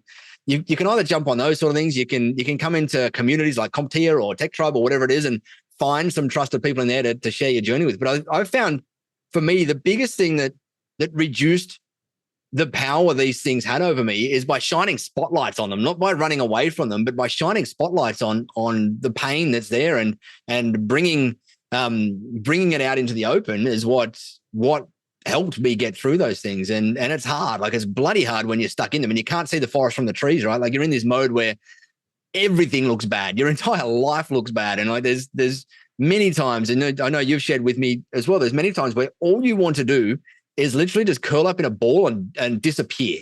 Like, literally just disappear. You don't feel like you've got a single bit of worth to the entire world. And those times are very hard for someone external to you to come and say, hey, just go and speak to someone about it. Like, I get how hard it is, but it's my encouragement is, when we say that to you, we're saying it from a place where we've been in those shoes before, and we've got the benefit of hindsight to look back and go, I should have just spoken to somebody and mentioned something out there. And on the flip side, there is going to be people out there that are still not going to say anything. And so that's on all of us to keep an eye out for them and to look for the signs when someone in our world or in our sphere of influence does look like they're struggling a little bit out there, and to take our role in society and jump in and ask them if they're okay. I know in Australia, we've got this amazing day each year called Are You Okay Day. I think it might be a global thing. I'm not sure. But it's just a day that's based around shining a spotlight on depression and anxieties and whatnot. And it's awesome because I get a bunch of messages in my inboxes just saying, Nigel, are you okay? Just from people that maybe I haven't spoken to in a year or two. And they're friends that are enough of a friend that I would have a conversation with them if I did, or if I did need some help at that point in time. And so I think sometimes it's just the onus is on the rest of us as well to look out for those around us that might be in such a dire straits that they're not ready to ask for help yet, and just offering a little olive branch to them and or something to them to go and do it. Obviously, some of the other stuff that helped me get through it is a lot I learned in my world. And this, again, might not relate to, or won't relate to everybody, because there's so many different layers of things like depression and anxiety and causes and all sorts of stuff and whatnot. But for me, a lot of I was able to control at least the levels of it with the nutrition and exercise, like with getting far better at my nutrition, including my alcohol consumption, and actually starting to do some sort of exercise in there and getting the endorphins running and having a sweat and all of that stuff, and finding a sport that I really enjoy, which to me is surfing and whatnot. And I think those things had a huge play in it as well, in that they just gave me that different, like something else to look forward to outside of work being the only thing that I had back then. I had these other hobbies or things to look forward to, even though working out is sometimes not a thing to look forward to. There's still a ton of people out in the world that get a massive high every time they do a workout, and they do a strength workout or a bench press or whatever it happens to be. And so I think a lot of it is, not a lot of it, but there is certainly something to say with nutrition and exercise is also a big key in a lot of us when we're struggling, just to help us have the best chance of being able to get through those times. You want to be feeding yourself well and at least getting a sweat and whatever in when you can to give our bodies the chance to be in an optimal state to deal with some of the mental challenges that are going on inside our noggins or inside our heads. Great advice there. And I've done a couple of presentations recently, or a couple of stage appearances, and thanks to our friends at CompTIA for sort of shining a light on this subject of mental health. I did one in Las Vegas at the CompTIA, CompTIA Channel Con back in August. I did one in London as well, where I basically spoke openly, like you and I are now, about mental health challenges. And people ask me, what's the number one thing that you would suggest? I would say the number one thing is don't try and do this alone. And that goes, ironically, that goes for the managed service industry as a whole. Do not try to do this on your own, seek out communities. But I would say the number two thing, and there's a dual benefit here, is to reach out to other people to ask them how they're doing. I can't tell you the amount of times when I've received a text from yourself or someone else, another friend that said, "How you doing, mate? What's going on?" And you just need that person at a time. And the flip side to that coin is it's really good for you, because sometimes depression thrives on when you are focused on yourself. 100%. So if you reach out to other people to help out, it boosts your own sense of self well-being as well. 100%. I'm going to add a little story onto that one, and again, a little bit self-serving because it's my own story. But one of the volunteer organizations that I do a lot of work with, and the Tech Tribe supports, is an organization in Australia called Disabled Surfers Association. And what we do is 4 times a year we go to the local beach out the front of my place, and we take people with disabilities out for a surf. And these can be people ranging from mild autism all the way up to ventilated quadriplegics and everywhere in between. And we had an event 2 weeks ago, our first kickoff event of the season. We had 45 people with disabilities turn up, and there was about 150 of us volunteers that turned up to help them. And I've been doing it for many, many years, and one of the team leaders in our local chapter here. And we've got this crazy, we've been training on it for years, and we've got this crazy deep safety program and all sorts of stuff that we go through for this thing. But those days there where I'm going, as you said, going and helping others in there, have something that for me, I take for granted, that I get to go and surf a wave and have these amazing moments in the ocean. But to be able to see these the smiles on faces of other people that are in a much more disadvantaged situation than me. I'm wildly able-bodied and can go and do all this stuff and have easy access to it. To see that, to me, fills my cup to overflowing like crazy. Every single time I go, I cannot go away from one of those days without feeling on top of the world. And in the early stages when I did it, I was like, oh, I shouldn't be feeling this good about this. Like, they're the ones that should be feeling good. I should be like, it's a community service for me. But nowadays I've realized that is it. It's that we all feel good, and it's not a zero-sum game. Like, we all can feel good in this thing. And now that I've been in it for many years, and I've now got, like, as a team leader, you're helping all the newer people to come through and learn how we do everything and whatnot. But I'm seeing some of the new people that are coming into the world having those same thoughts as me, as I'm feeling guilty that I'm feeling so darn good out of these days. Like, and I'm like, don't feel guilty. That's it. Like, we're all having fun, and it's not this zero-sum game. We're all having fun here, and look at the smiles that you're putting on those people's dials. You deserve to smile yourself because of that massive smile that you're seeing there in this person's face. That they've first time they've ever felt the ocean and stepped into the ocean, and they're riding on a wave with 30 people supporting them on one wave. We always have typically 25 to 30 people supporting one person on a wave, and you're providing that thing for those people, and the smiles are up to here on everybody. And the local media always comes out and does videos of the whole thing, and the newspapers are always here taking photos, and every single photo, there's hundreds and hundreds and hundreds of photos that get shared at the end of those events. And all you can see is just raging smiles, like from ear to ear across everybody. And I know everyone that comes away from those situations or from those days that we have each year is like, they've got a full cup for weeks afterwards. They're like, holy crap, bring me back again. I had more fun than I even feel care to admit that I had in these things, which is awesome. And I think that's a big part of it as well. The more we get out and help and serve and look after other people, it gives us that perspective as well. And often we don't have that perspective that, hey, like, when I was back in those horrible times, I thought that like I was the worst, like I was having the worst time of my life. And I look out and I go, holy crap, like, I can't complain. Like, look at this. Like, I am so privileged. It's not funny in here, and that's really I've got to get out there and help and help as much as I can, and I think that's a big thing. If you can find areas where you can find another group of people that you can help, it doesn't have to be a charity or whatever it is. It might be some people do it through their churches, some people do it through their local local communities. Some people do it in volunteer organizations like this. Like, it's just go out and find a group of people that you can go out and help and serve and make their days brighter. And that's guaranteed to make your world brighter. Like, it's just, it gets out there and you come away from all those days grinning. Like, you wouldn't believe when you've helped someone else have a better day out there. And to me, that's how I still wake up every day in the tech tribe, enjoying the tech tribe, because I get to grin where I see all these other people doing that are having better days because of what we do, and it gives me that fuel to keep going as well in there. I love it. I absolutely love it. Thanks for sharing that. And if you're listening to this, pause the podcast for a minute. Whoever you're thinking of at the moment, drop them a text and say, hey, how you doing? It will make a big difference, and get into the habit of doing that. It turns your focus out from yourself onto serving and helping others. And trust me, when I speak from experience here, Nigel probably agrees with this, you never know when that just a 30-second text message or a phone call or a message to someone else can make the world of difference. So go ahead and do that.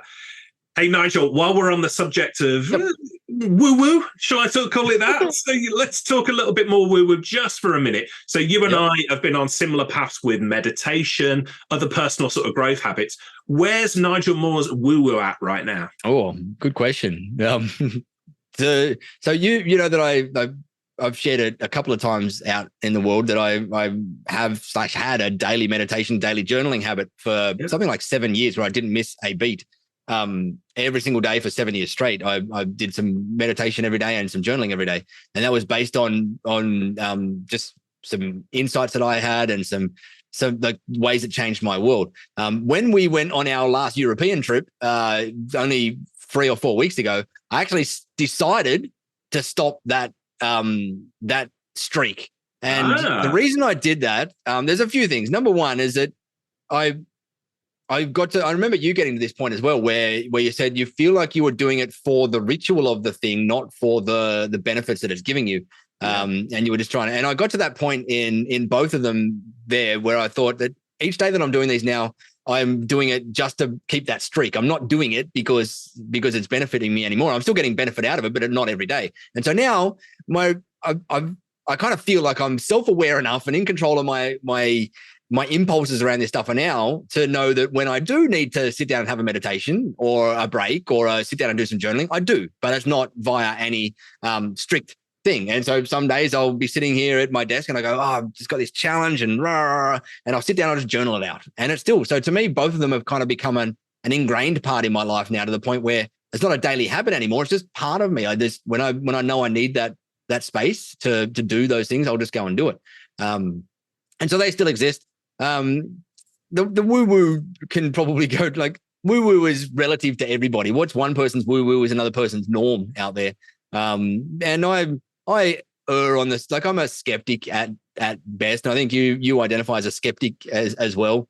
But I also love the trying of new things and the discovering new beliefs that people have around different things and all sorts of modalities around different stuff. And I love experimenting and playing and trying. And so there's all sorts of different things that I do dive into and try to understand or try out for myself and whatnot.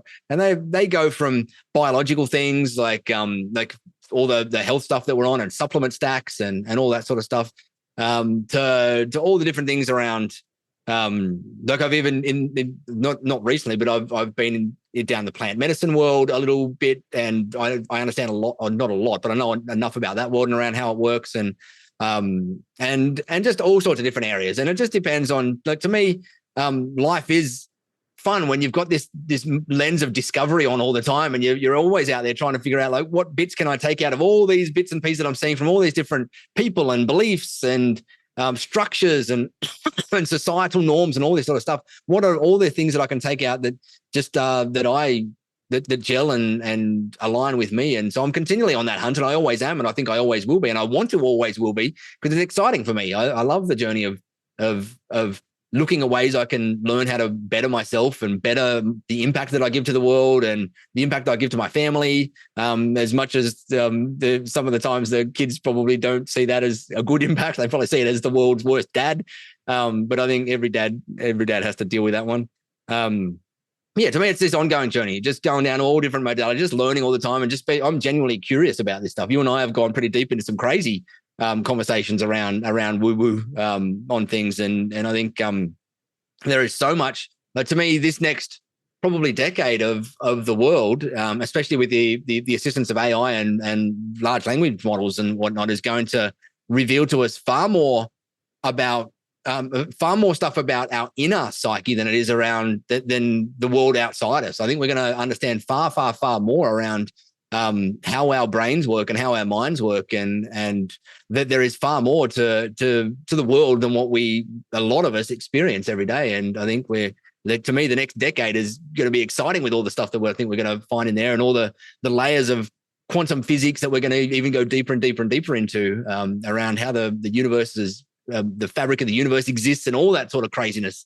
I think we've got some really exciting discoveries in the next decade that are going to start to come to the forefront, and AI is going to speed that up and kind of augment it, and maybe even be a part of all of those discoveries out there. Who knows? But I think I've just always got this curious eye on and trying to find any and every area of woo-woo that I can, or just personal growth, and that I can find and see what parts I align with and believe, and what parts I don't, whether I should be believing those things and whatnot. It's always a continual evolving journey for me, and I love it.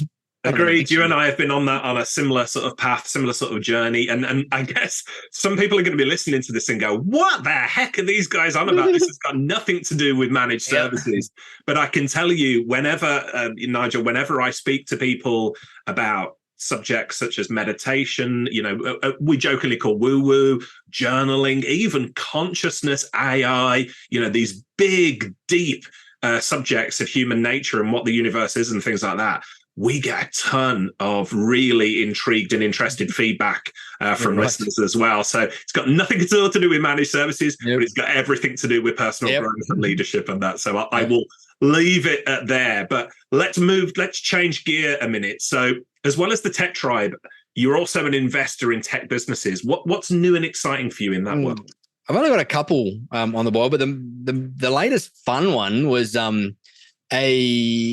a learning management system out there that I've known the guy who founded it for many, many years in his previous business, and he was doing an awesome job. I was a client of his previous business, and he went and built this thing that if I was to start the Tech Tribe again today, I would probably host the Tech Tribe on this platform.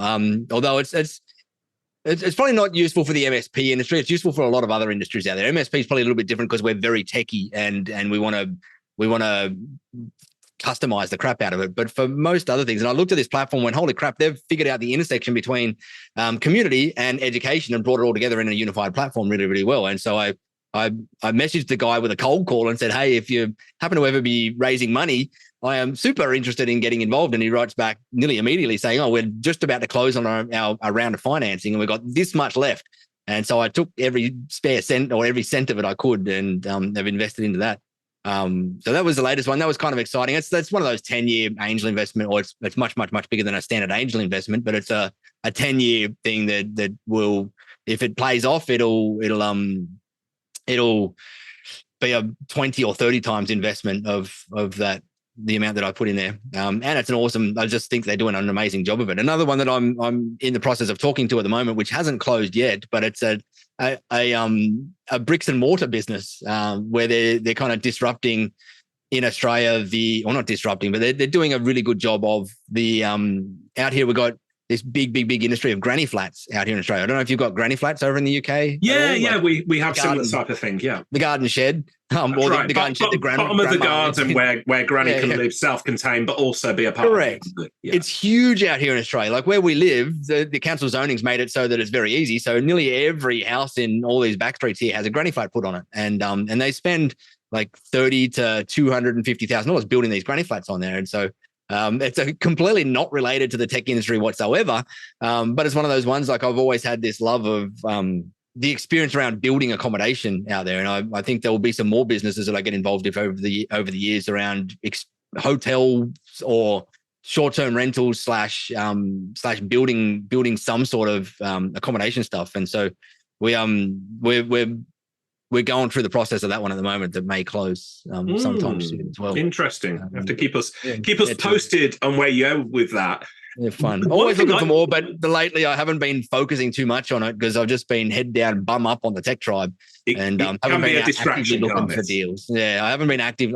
I went through a stage where I was really actively looking and working on deals and whatever, and that's in the past year settled down a lot because we've just got a lot to do inside the tech tribe, and so I'm now, if there's a really, really, really, really awesome deal out there, I'll hunt it, but it's very rare that I find one that excites me that much as well. And I think some of the next ones will probably be in the longevity or anti-aging / proactive health space as well, as a space that I want to start doing some investing in. I'm doing a bunch of research into how that industry works and the main players in the industry and where all the pockets are of different startups that are popping up and whatnot, just getting my grasp of that industry because I can see it excites the crap out of me, number one. And number two, it's only getting bigger by massive amounts, that whole space. And so I'm super interested in getting involved a little bit more in that one as well.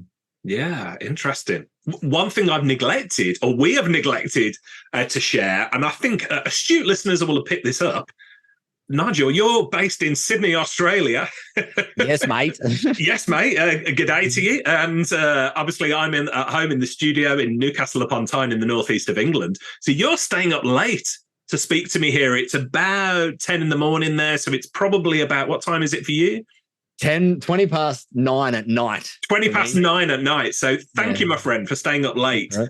To chat to me. You're a dad, we talked about Clem, your wife, and you're a dad to 3 children as well. So appreciate you sort of staying up late having this conversation. Super respectful of your time, but we cannot go through this interview without letting people know a little bit more about who Nigel Moore is behind the tech tribe, behind the baseball cap as well. So tell me, what's something surprising that people may not know about you, Nigel?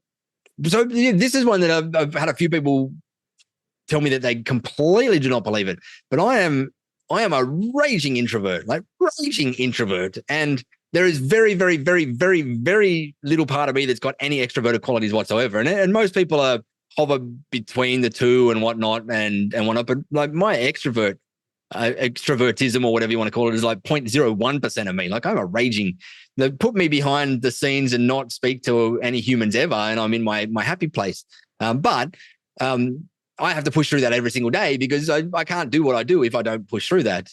But leave me to my own devices and holy crap, like I'll sit there and some people go, oh, like when people hear that, they're like, I remember a few people specifically saying, oh, so it's all okay for an extrovert like you.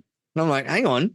I feel like I'm the polar opposite of an extrovert. And we had this conversation and how I have had to work through that over many, many, many, many years. And they're like, holy crap. Like I assumed you were born extroverted and you were born comfortable in front of a camera and whatnot. And I'm like, heck no, like the journey to get comfortable in front of a camera and be confident talking to other people about the stuff I talk about has been one long, tough journey for me to get through. And while I'm more than happy to share about it and whatnot, it was also friggin' tough going through that. And so I think that's one thing that a lot of people don't realize is that I am crazy introverted to the point where even when I was at school, I used to, I've shared the story a bunch of times that I used to get bullied and whatnot at school. I had orange hair, which is number one thing to let's all go and bully the redhead.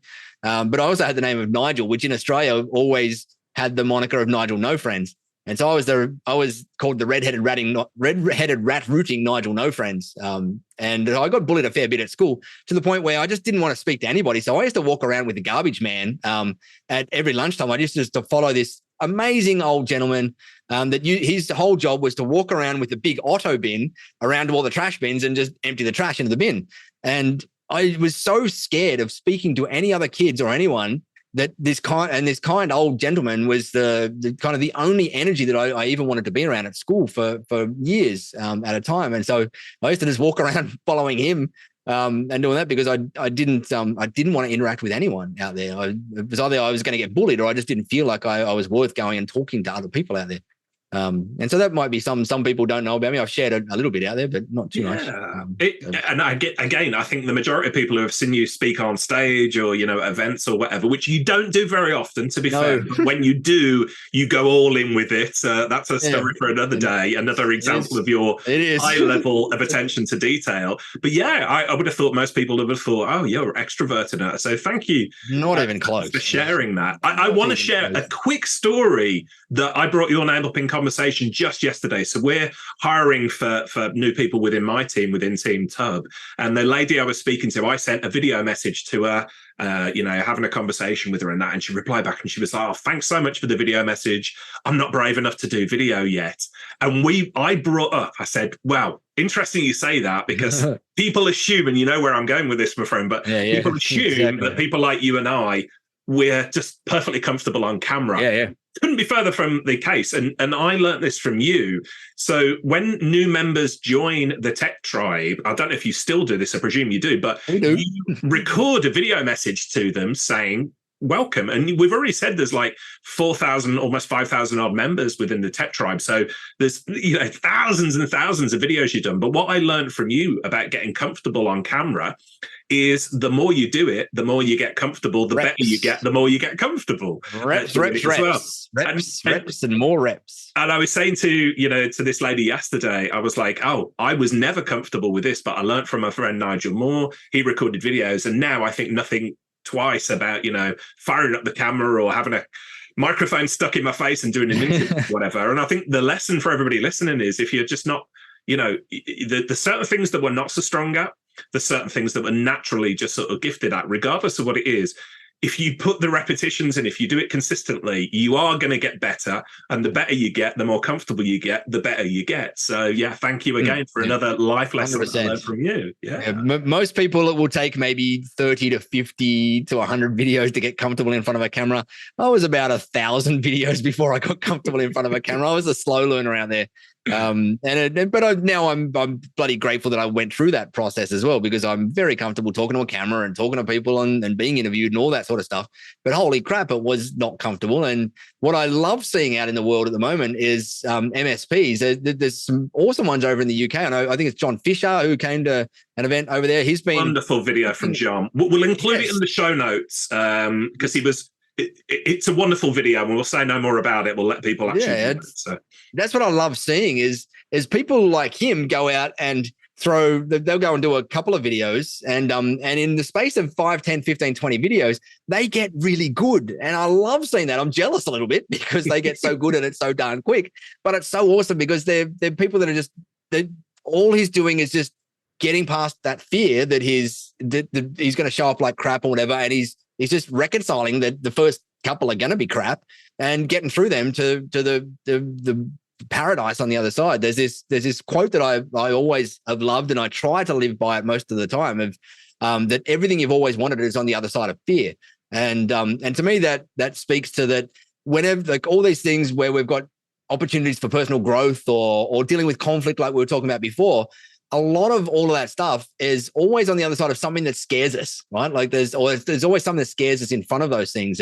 But on the other side of those things, when we push through them and when we work through them and when we deal with the conflict, or we push through the horrible videos up front or whatever, everything we always want is on the other side. The confidence, the charisma that we might try and build it for ourselves, the respect that we get from other people, all of that stuff that we always wanted is on that other side of pushing through that fear stuff out there. And it's been a quote that's stuck with me forever. And it was awesome the other day to see one of our team members that you and I both worked with inside the Tech Tribe for many years, Javier, who's still he doesn't work with the Tech Tribe anymore, but he's still a good friend, and we chat semi-regularly. But he sent me a message last week that he also, as I used to talk to that quote, I used to talk to him about that quote and whatnot. And he went out and got it tattooed last week on himself because it spoke to him so much as well. And that he knows that the times where he's grown himself in so much in it as a person has been the times where he stepped out of his comfort zone and he's gone and shone a spotlight on the things that were scaring the crap out of him. And he's done it exceptionally well over the years, where he's pushed himself into areas which are scary and hard, and he's grown in those times. And this is his reminder to keep doing that to himself and not not let complacency take over and or comfortability take over. And it can be hard to not let comfortability take over, especially when you get some degree of success and whatnot, as well as it can then get to the point where you go, like it's a little bit easy from here. Let's take the easy route and cruise along. But complacency then jumps in, and before you know it, you're getting sideswiped from lots of different directions, from people coming in and whatnot. So I think it's one of those things that I love that whole notion, and I applaud Javier for going out and getting it actually inked in his arm, which was awesome to just remind him of it. And so one of my favorite quotes and monikers for life. Good job, Javier. I'm going to have to text the man afterwards in Mexico and say, "Come on, send me the picture of this of this tattoo." Now I've spilled the beans publicly on a podcast. I'm sure he'll be fine with that. Him and I have known each other long enough for me to know that he's perfectly okay with me sharing that. Well, you've inspired not only myself, so many other people. You've influenced so many people within the tech tribe and further afield as well. But who's the biggest influences on your personal and professional life, Nigel? Who do you consider maybe coaches or mentors? Oh, good question. I've had lots over the years at different phases of my journey. Starting off from the person that saw something in me when I was at university and hired me for my first tech job in 2018, to the client in my MSP that when I was going through that challenging time working for that other person, and they gave me the confidence to say, "Hey, Nigel, you've got to get out of that craziness. I've seen it for the last 10 years going on like that, and you've got to get out of there. And I'm going to be your first client tomorrow if you do." And then that person then supported me through those first couple of years in my MSP. Like that was another huge pivotal person in my life. To then when I was going through that journey of selling my MSP and starting up the tech tribe, there were people in my world like Taki Moore and James Schramko, who are both incredible coaches to people in small online businesses and community building things. And so I learned a lot from them, and was in their programs and whatnot. But then there's a bunch of unofficial mentors, I like to call them, like people that have no clue who the heck Nigel Moore is.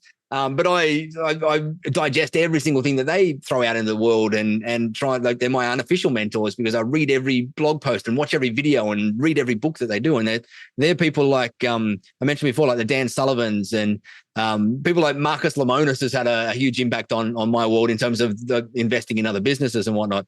Obviously, everybody says the Richard Branson. You can't go by without saying the Richard Branson, because he's just like the kind of guy that just gets out, and his whole motto of "screw it, just do it" is so freaking awesome. And he lives that lifestyle of everything you've ever wanted is on the other side of fear.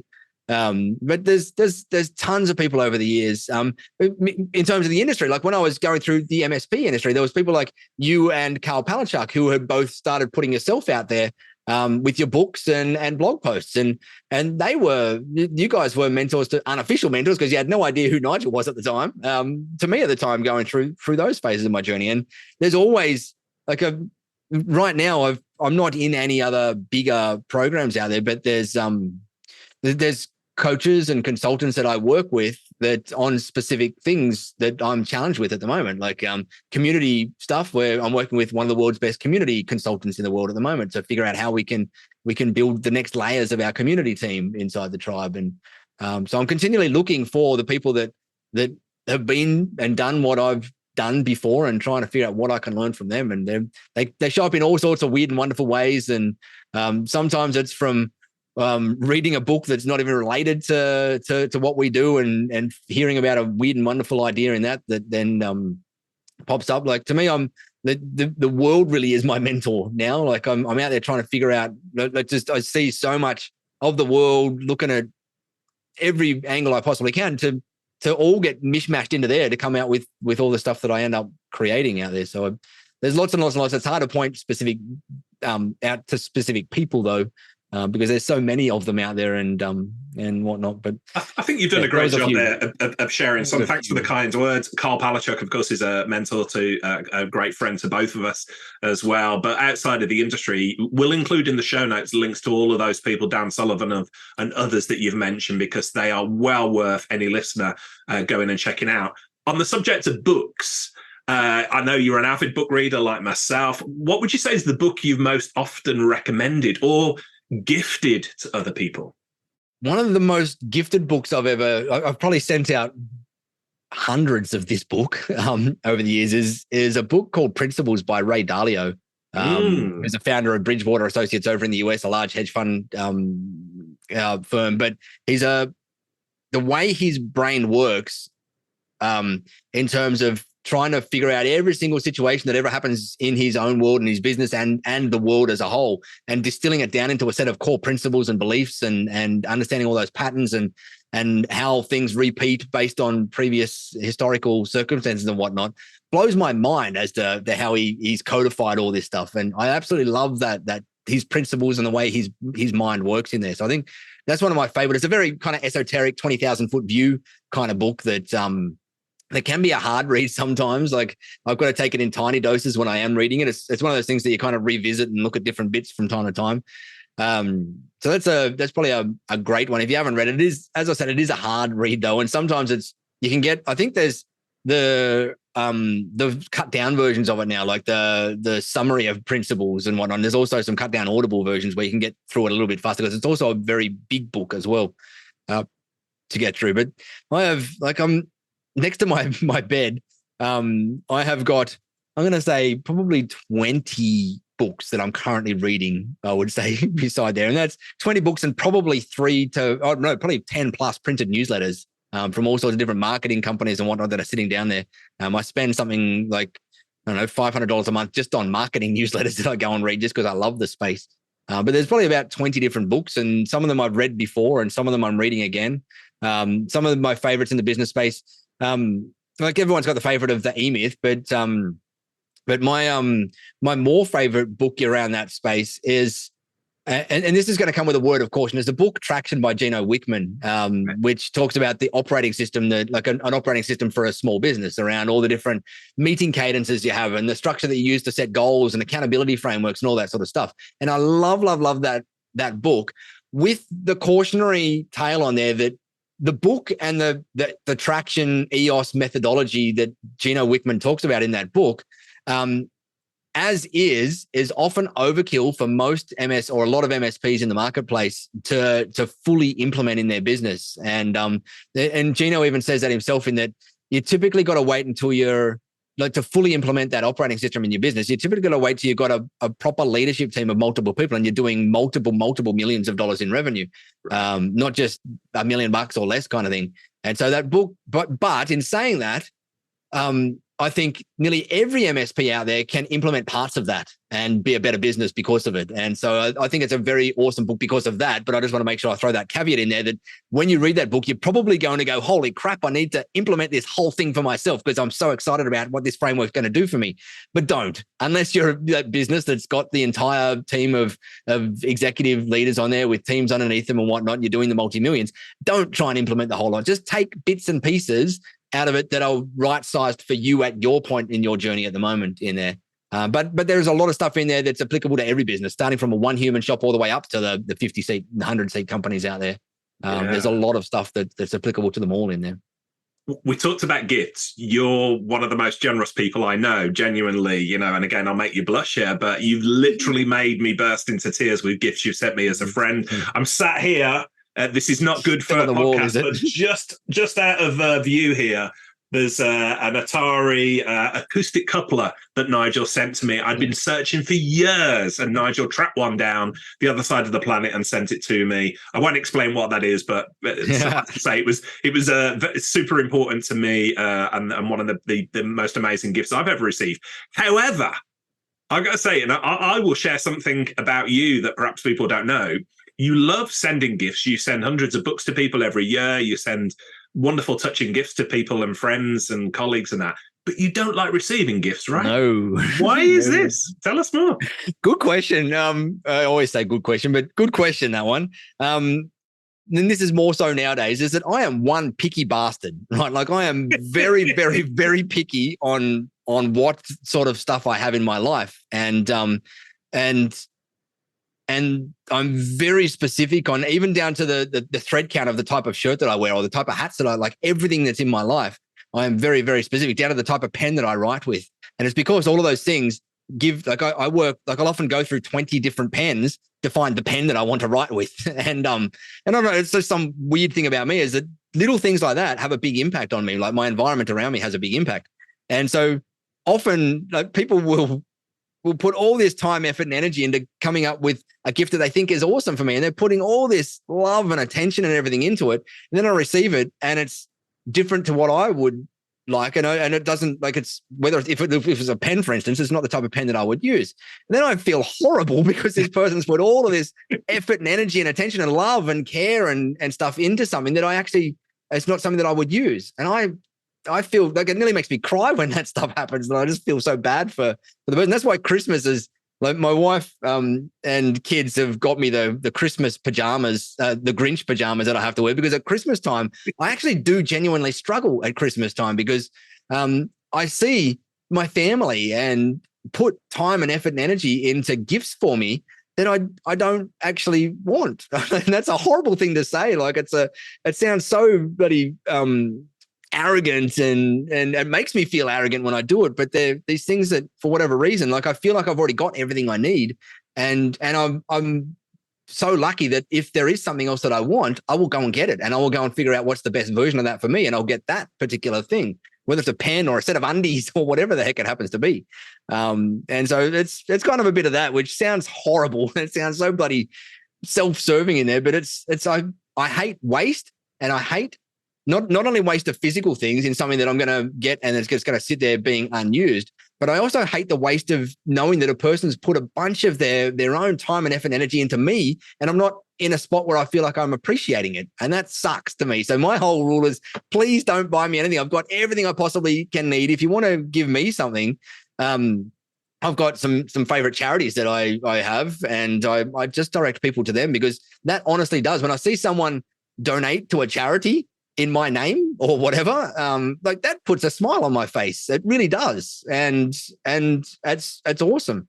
And so that's kind of in a self-serving way as to why it's hard to buy me things. Some people, I will say that some of our Tech Tribe members, multiple Tech Tribe members, have actually hunted down my home address by videos that they've seen and gone on Google and hunted down my home address and sent me cheese boxes because they know I've got this crazy love of high quality, stinky French cheeses. And they've gone down, which has been incredible to see them. And don't get me wrong, those ones were appreciated and eaten really quick smart. I struggle with gifts. I mean, I've pretty much given up now, but the only other gift I've got in my back pocket for you, and I think I've shared this with you, is the next time you're over in my part of the world, I'm going to take you to a cheese making. You mentioned that, the cheese making an experience, which I'm sure you will appreciate. But there we go. To me, the ultimate gift for me is experience, or seeing other people being able to do awesome things in the world. Like that sounds crap and weird and whatnot. Like, do people really, really think like that? But I do. Like, I love seeing when other people either go and donate to something because they were inspired to, because of something I said or whatever it happens to be. And that really genuinely does excite the crap out of me. And so, yeah, like, because I live in this place of luck where if I do want something, I'll go and buy the thing that I want myself. And I also try to live, I don't like, as I said, I don't like waste. And so I try to live in a space where I don't have a lot of waste in my life either, in terms of consumption of things. But and that's probably why Christmas is tough for me, because I just see so much, like, our kids getting 1 million toys each, and I'm like, oh my goodness, like, and it puts me in these moods of there's so many other awesome things that we could be doing here, and so I kind of do get in that struggle, Grinchy. Like, they call me the Grinch for that, and I have to wear the Grinch green uniform on Christmas Day because I'm sitting there angry, and Mum's kind of finally realised that I've just got to give Nigel money because that's it, because she has to give something. She can't not give anything, so she just gives me money now instead of the socks and the undies and all those sorts of things that I just never use. You know? I have exactly the same sort of thing at Christmas. I love receiving gifts, I've got to say. So right. For the benefit of listeners, send all your stuff send to me. Them all to Richard, not Nigel, because I love that sort of stuff. But I generally do, because I love the effort that people put in and stuff. Yes. However, at Christmas time, and we're not the only people, my good friend Chris Tate, who's been on the podcast before as well, I know he struggles this time of year. for the same sort of things you talked about, just see the massive amount of overconsumption. And we won't go off on a soapbox there, but what I will say is you and I are recording this episode in mid-December 2023 at the moment. We're approaching Christmas time. So we will, in the show notes for this episode, if you've got value from what Nigel has said, and come on, people, the guy has dropped value bombs left, right, and center here. We'll include Nigel's favorite charities in the show notes as well. And if anybody wants to donate to them, you can go and do that. I also want to give you a public shout out, Nigel. So you've been really supportive of a charity that I'm involved in called Network 4, which is a charity for the vulnerable and the homeless in my hometown of Birmingham. You've donated heavily from the tribe before now, and it has made such a difference to Gary Wicker and the team at Network 4. So Gary wanted me to pass on his love and appreciation as well, Nigel. So thank you for that. Glad it was helpful for the whole tribe. That's what makes me happy, is when I hear that the stuff that we do helps. That's it. Yeah. Well, one final question just before we go. I guess it's getting late for you. I turned 47 years old this year. Remind me how old you are. 23 plus. What year are we? 2023. 43. 43. So I've got about 4 years. 44 next year. Yeah, 44 next, because I'm an 80s child. So that lines up. What's the end game for Nigel Moore? Do you have a plan on retiring? What do you think your future looks like? No, retirement. I don't know if I could. I don't know if I can stop. I love travel.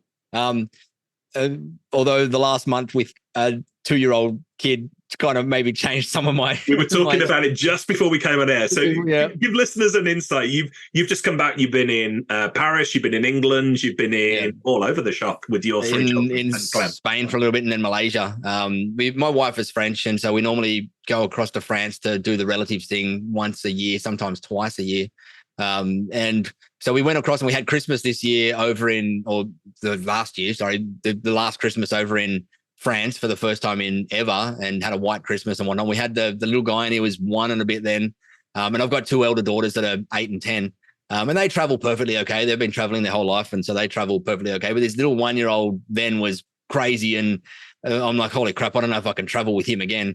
And then my wife wanted to go to the Rugby World Cup because it was in Paris, and she's a massive rugby fan, having grown up playing rugby for one of the Paris teams and whatnot. And so we went, all right, we'll go and do the Rugby World Cup, and we bought the tickets so that we could all go and see it as a family, and went back across and took the little guy with us, and he's 2 this time. And holy moly, that was it's crazy, like absolutely crazy is the easiest way I can explain it.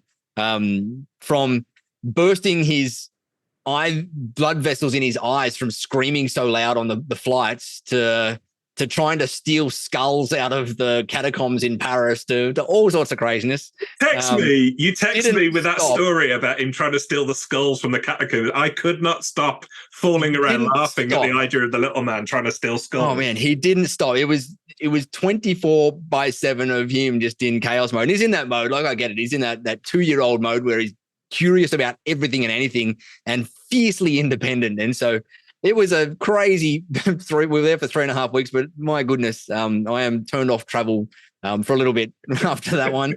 As I said with the girls, though, I find that when they hit about 4 years old, and that's where it became much easier to travel with them, and they're a dream to travel with now. I took them 2 months ago across to the US to a music festival of all things, just for a week, just the 2 elder girls and me. And we had a ball. We had so much fun, and they were extremely easy to travel with. But then we came back, and a week later we went to France, and all hell broke loose with the little guy, who one day he might go back and listen to this podcast in 20 years' time and think, Dad, you're mean to me. But dude, you were mean to me. I'm going to make a point of extracting this. You can send it to him. futureme.org or something, and sending it to Harlem when he gets to about 18 years of age. So exactly. But on the way back, as I said, we stopped via Kuala Lumpur, and I flew my whole team in from all around the world, like the whole Tech Tribe team in from all around the world, and some of their families were able to fly in as well, which was awesome because all 3 of my kids were able to hang out with some of their kids and play and have a bunch of fun, and that was the awesome part of the trip, coming back from there and spending a bunch of time with some of the people that had worked for me for 4 years now in the tribe that I'd never met in person. It was such an amazing time to do it, and where we have in our plans to do some sort of team catch-up retreat somewhere around the world, hopefully once every year as we go. It's for remote teams, highly recommended. Even if you can't do it once a year, do it once every 18 months or 2 years or something out there, and get your team in person together. Well, again, you've inspired me on that one. Like yourself, I've got a remote team. We've got team members in South Africa and France, ironically, and all over. And we said exactly the same thing. It's like we've got most of the European guys together, but we haven't got the South African team members together. So we're looking at doing something where we can all get together in one place. But another example of where you have inspired me, my friends. So we are at the end of our time. I've got to let you get off and spend some time with your lovely family there, Clem and the kids. No, they're all in bed. The kids are in bed. That's for sure. Well, mate, this has been absolutely inspiring as always. It's been a lot of fun. I think I'm looking at the time here. You're either coming up to or surpassed the record set by our mutual friend Scott Riley for the longest ever episode of Tubb Talk. I make no apologies about it, dear listener. The amount of time Nigel and I have spent, I could spend forever talking to this guy, but he's got a life to get back to. But thank you, my friend, for everything you've done in the community, for everything you've done for me personally. You are an awesome human being, an inspiring human being, and I appreciate you. Thank you so much. Thank you. And right back at you, because I wouldn't have been able to even get through my MSP journey if I didn't come across you and Rich and Carl Palachuk at the time that I did as well. So throwing that love straight back at you through the camera. Thank you, mate. Appreciate it. Now, at this point, at the end of the episode, I normally ask my guests for details of how listeners can contact them and continue the conversation. Yeah. But Nigel, believe it or not, given how much you've shared, you're actually, I know for a fact, you're quite a private person when it comes to email, social media, and the like that. Is that a fair assessment? Yes. Yep. So if somebody really wanted to reach out to you, how would you recommend to them they do that? Good question. It's hard. And I've kind of made it intentionally hard because I struggle with a lot of interactions with people. But you can find our stuff at thetechtribe.com. You can add me on LinkedIn. I'm on there. I'm on Facebook as well. And every now and then I'll share some stuff on Facebook. But if you message me on those platforms, it's very rare that I'll see it or reply on theirs. I'll set that expectation up front. But I'm also on Twitter as well. I don't tend to engage on the platform at all, but I'm also on those things. So you're going to search and find me there. Well, we'll include in the show notes. Is the easiest place to find me, as biased as that is. No, not at all. We'll include in the show notes all of your social media links and all the rest of it. And for the benefit of listeners, Nigel has always been super generous with us at Team Tubb as supporters of the tribe. So we've got a link, tubb.co/tech tribe. And I believe the discount is something like up to 49% at the moment. Yes. On tribal membership. Just change that with the new price increase. Yeah. tubb.co/tech tribe. And again, I say this openly, but for any people who join up for the tribe through that link, not only do you get the discount, but I'll send you a copy of my latest book. So just send me, the receipt from the tribe, and I'll send that across to you. But Nigel, thank you, my friend. This has been absolutely awesome. Appreciate you. Thank you. No problems. Appreciate you too. Thanks for having me on. Cheers. Hey folks, Richard here. Thanks for listening today. I know you've got a ton of options for who you listen to nowadays, so I really appreciate your support. Do you have any feedback on this episode? Ideas for future guests? Tweet me at Tubblog using the hashtag TubbTalk. I respond to every tweet and really appreciate your feedback.